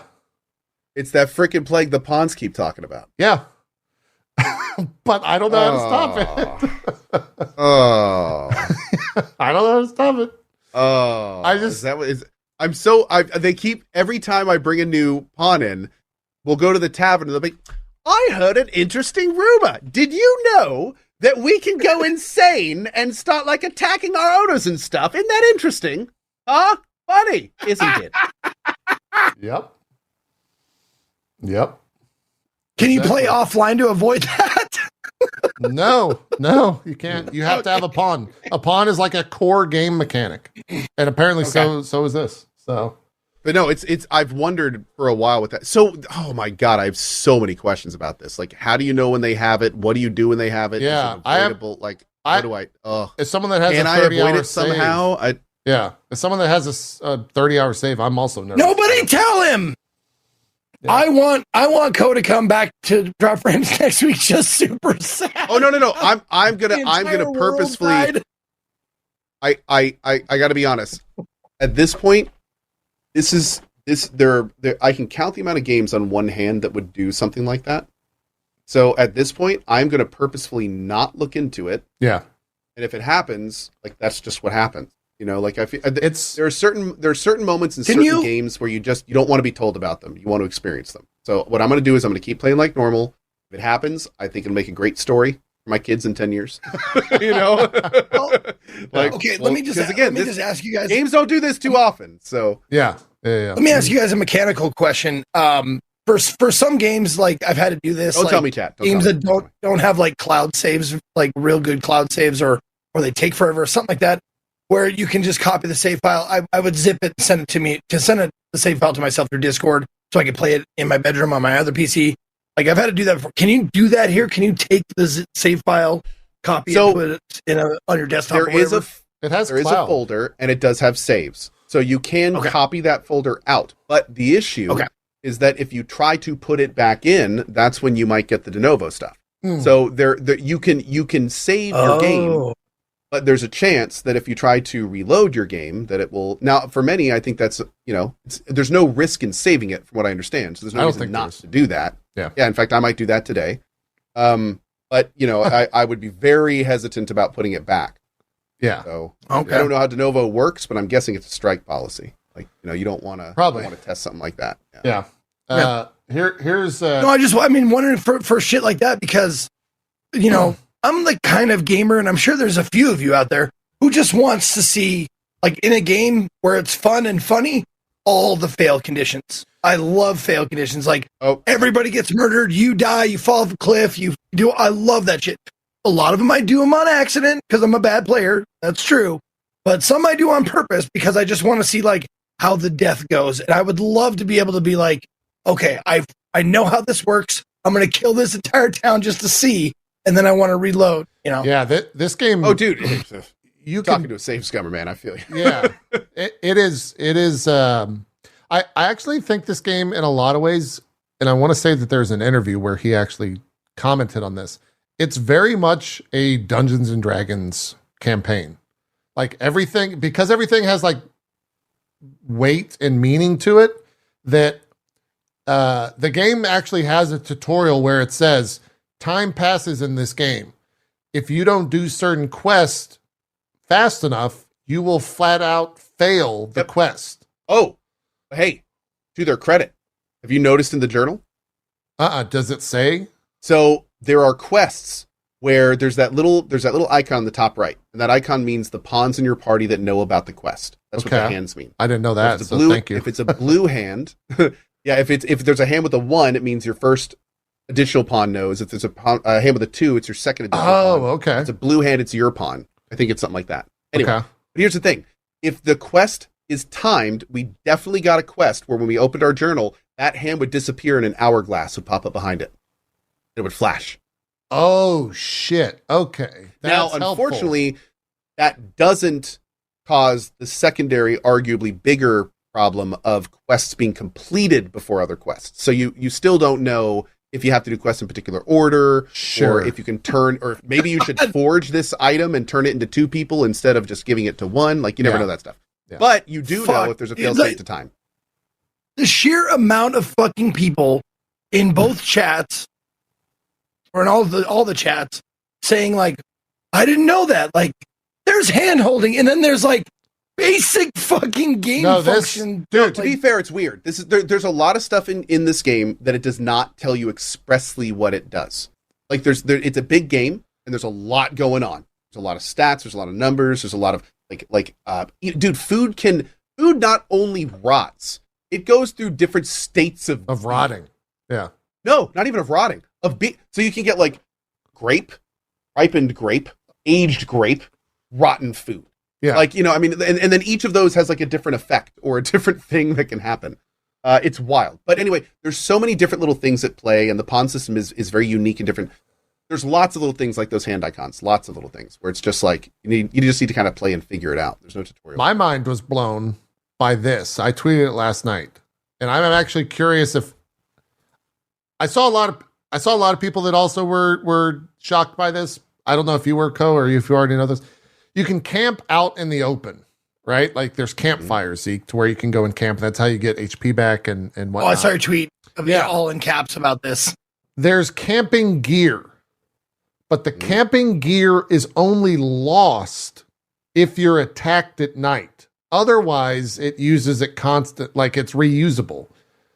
I'm walking around with like 8 camping gear things on all my characters, which weigh a massive fuck ton of inventory. They're not like tents. They're not single use unless you get interrupted. And so, like I have 30 hours. 30 hours. So you never notice the numbers not going down when you camp? No, because I would get attacked in the middle of my camp. I've never been attacked. Really? I've gotten attacked probably 3 or 4 times. 8 or 9 times. I don't think Kat, have we ever been attacked while camping? We have on the cart. Yes, the cart gets, if you go out at night. Love the carts. Yeah. But no, I don't think I've ever been attacked in camp. And so for me, I just never noticed them. Oh, I just noticed they never went That's down. why I always brought them, because I was always losing them. Because I kept getting attacked. Makes sense. Yep. And so, the reason this is a big deal is because they weigh a lot. Well, a huge amount of people in chat are like, "Oh, I didn't know that." So you're clearly not alone in this. Great. I feel very good. Also, I do know this. I do know this from a tutorial, and I've been good about this. So it makes me wonder if this is. Oh God! Every time I camp, I clear out around it. Yes, that does help. Yeah. So like the enemies that attack your camp, I think there's like a higher chance if there's physical like near your camp when you do it, which is. What a cool system. I mean, that's it's cool. Like, that's awesome. It's awesome. Cool.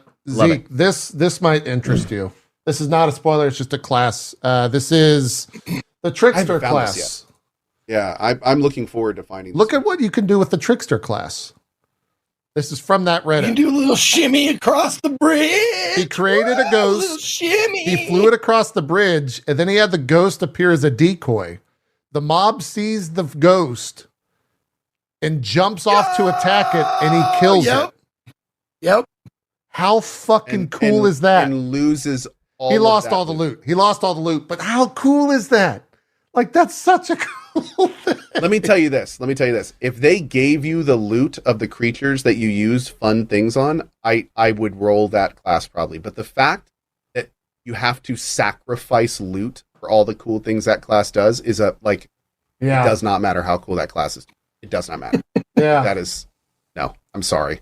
It doesn't matter. Mean, you don't get, I guess you get some stuff. What they should have done is they should have given him like a passive that made it so like any enemy killed by gravity while this class is auto-looted or something. And that would have made it like instant go-to awesome. Good, yeah. Oh man.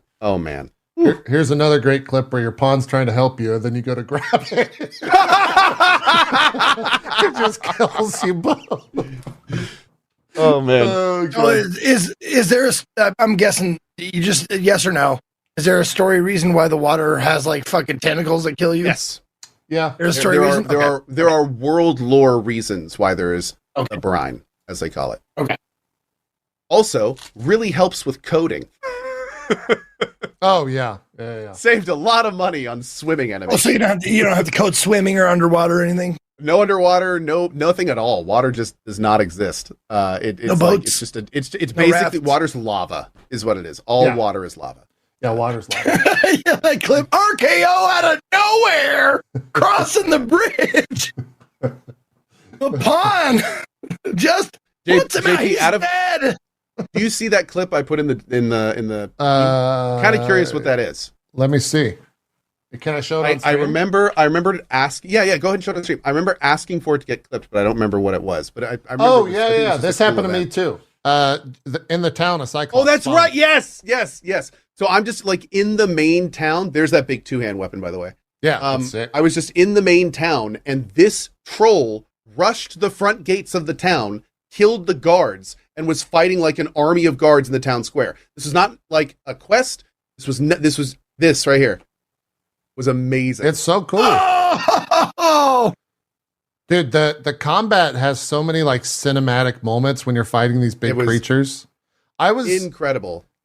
Dude, that's some like Harryhausen shit. I fucking love it. There was a moment yesterday. I came over a hill, and there's a campfire, and it was nighttime, and the lighting system is so good in this game, and it really makes things badass. I came over this hill, and I heard a grunt, and it was a pretty large grunt, and I was like, "There's not a fucking dragon here, right? Like that's not a fucking dragon." I walk 2 feet and I see 2 eyes pop up in the shadows, and it's sitting right in fucking front of me, this giant goddamn dragon sleeping. And I'm just like, well, I guess I gotta fight it. I just started fighting the dragon. But there's so many moments like that where there's just 2 little yellow beady looking eyes in the middle of the forest kind of doing this. Or there's like a red floating thing off in the distance, and you're like, the hell is that? Is that like a lich or something? Like what's go see what that is. It's so cool. Like the exploration and that type of stuff is just so well done. That it really does. It's Dungeons and Dragons, it's Lord of the Rings, it's all that type of stuff. And the other thing, Zeke, we didn't talk about it because Cohh and I are not playing them. Casters in this game are super cool and super well done, just like they were in the first one. Zeke, this game is the caster power fantasy. That's what this game is. Yeah. Like, I know you've been wanting, like in Bloodborne and previous games, you've talked about wanting to be like a powerful caster. There's a base caster class that then evolves into a like much more offensive caster class. And it is like, you're doing the effects and everything, and like the way that it interacts with the enemies and the terrain. It's second to none. Definitely check it out for that alone. Yeah. I will be keeping my eye on the first big 1.0 patch. 1.0 patch. When you can reset your Dogma. Game. Yeah, exactly. I love Dragon's Dogma. I played it. I think I played all the way through it, if I'm not mistaken, like years ago. And I want to play this. Yeah. I also don't want to be pissed off while I'm playing it. You know, to ruin my fucking good time. Yeah. I hear you. This is great. You just happen upon a Cyclops who's serving as a bridge, and then your pawn throws a rock at the Cyclops to knock it down, hits you instead, and then you die. Just shit like that. It's just a comedy of errors, and it's why the game's so fun. It's fantastic. But yeah, shit, we're done. That's the show.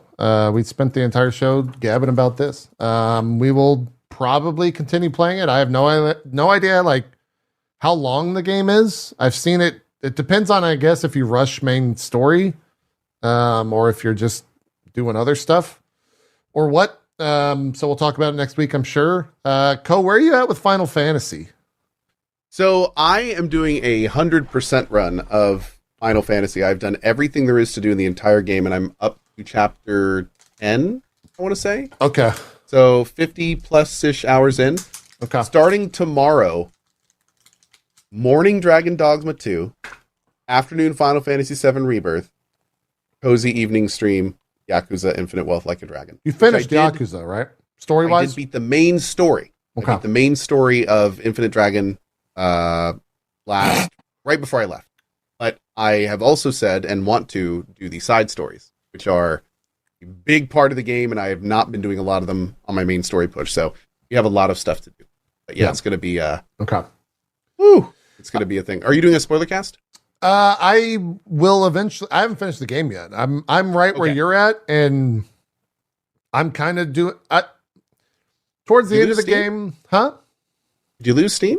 Yeah, in a big way.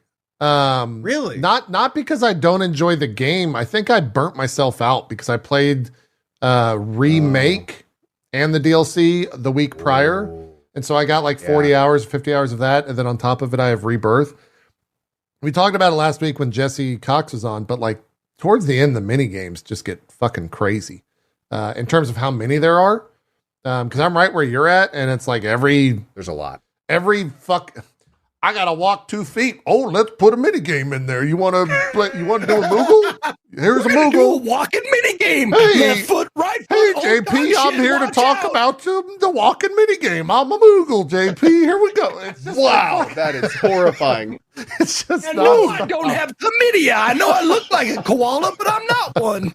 Yeah, so like that that's been a lot. I have definitely lost steam, but I do want to finish it. So Cool. I've been told, just like you have, I'm sure, that we're like 30 to 50 hours from finishing. Which I've been told about like 3/5. Yeah, around there. Which like not quite. There's a pretty defined 3/4 from what I've heard. So. Classic streamer take, but like fucking shit, that's so long, man. It's a long game, dude. I've put 55 hours into this game and I'm just over half fucked. Dude, kind of wild. Like, I put a tweet up about this. In the last half year, we've gotten Baldur's Gate 3, Rogue Trader, Dragon's Dogma 2, Final Fantasy VII Rebirth, Infinite Wealth Like a Dragon. Like, oh god, there's even more. Like, giant 100+ hour adventures. Like, it is a magical time for long-form RPG fans. It is. There's some... No, Persona, I mean, not to Persona 3 mention, Reloaded, like, for those that are playing that, absolutely. the building games that have come out, like Enshrouded and Pal World, those are 100+ hours. Oh, sometimes. Cyberpunk 2.0 and the expansion. 100 hour. Yeah, absolutely. Unicorn Overload. It's been a good year. Games. I need a 10-hour experience. Just, You should play Pacific Drive. I should. I didn't finish that. Palate cleanser, man. I got. I finished that. You did. You finished it completely. Was that on stream? No. That was my off-stream relaxed game. Yeah, and it was. You liked it?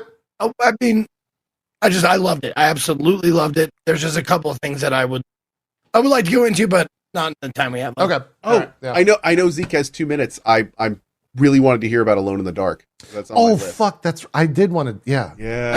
It's bad, right, Zeke? It's bad. Oh, it's good. It's No, good. it's good. Is it good? Bad? It's good. Somebody- It's fine. It's great.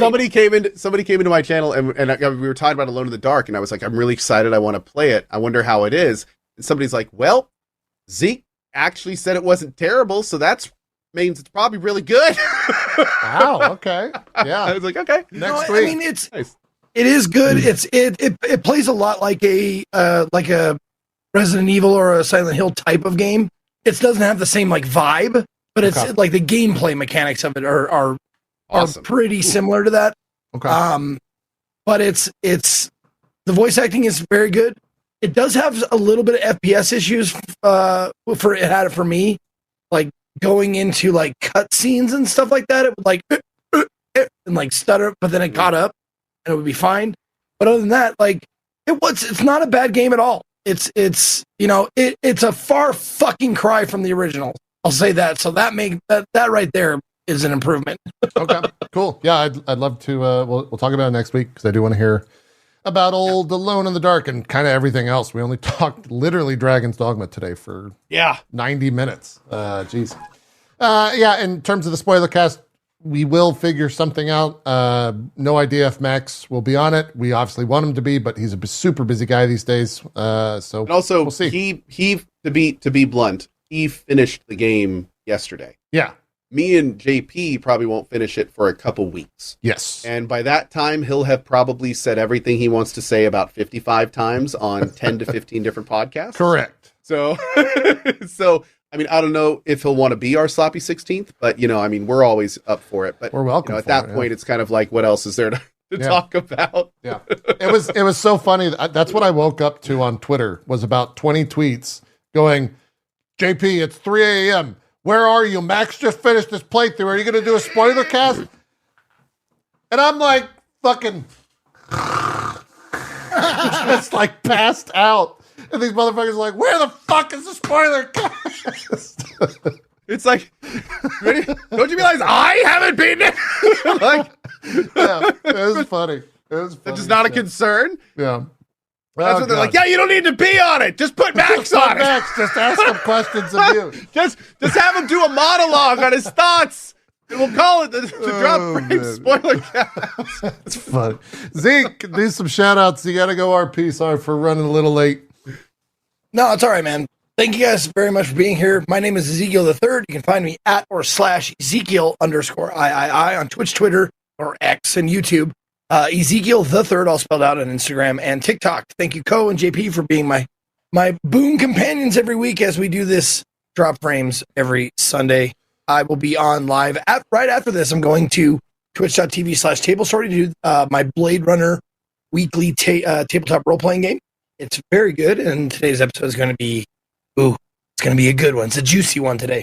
At least that's what we're thinking.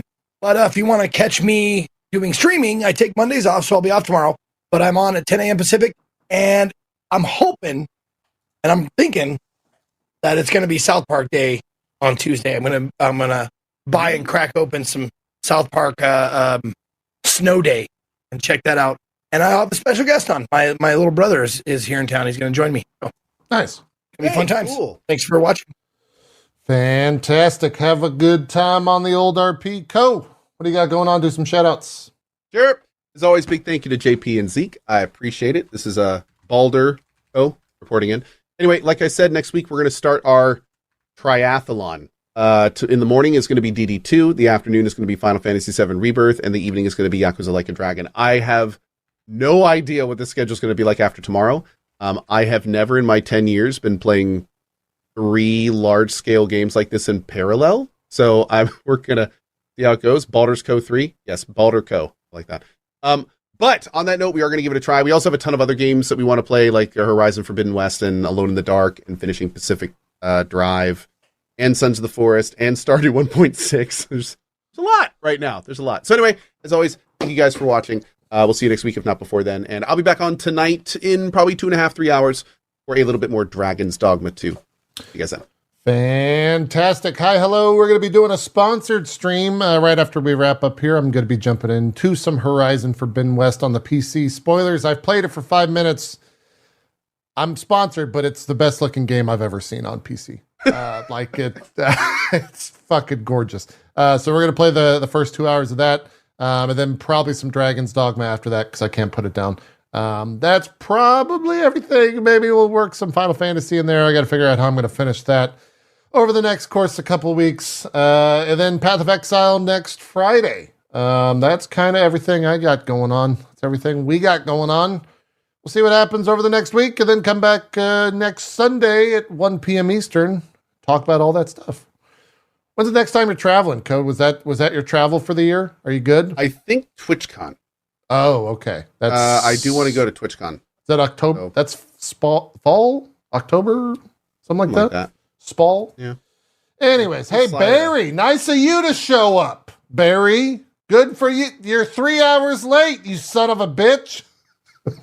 Fix the break screen, Barry. Anyways, thanks for watching, everyone. I'm going to go yell at Barry. We're going to get out of here. Have a good one. Bye-bye. See you, Cohh. Bye, Zeke.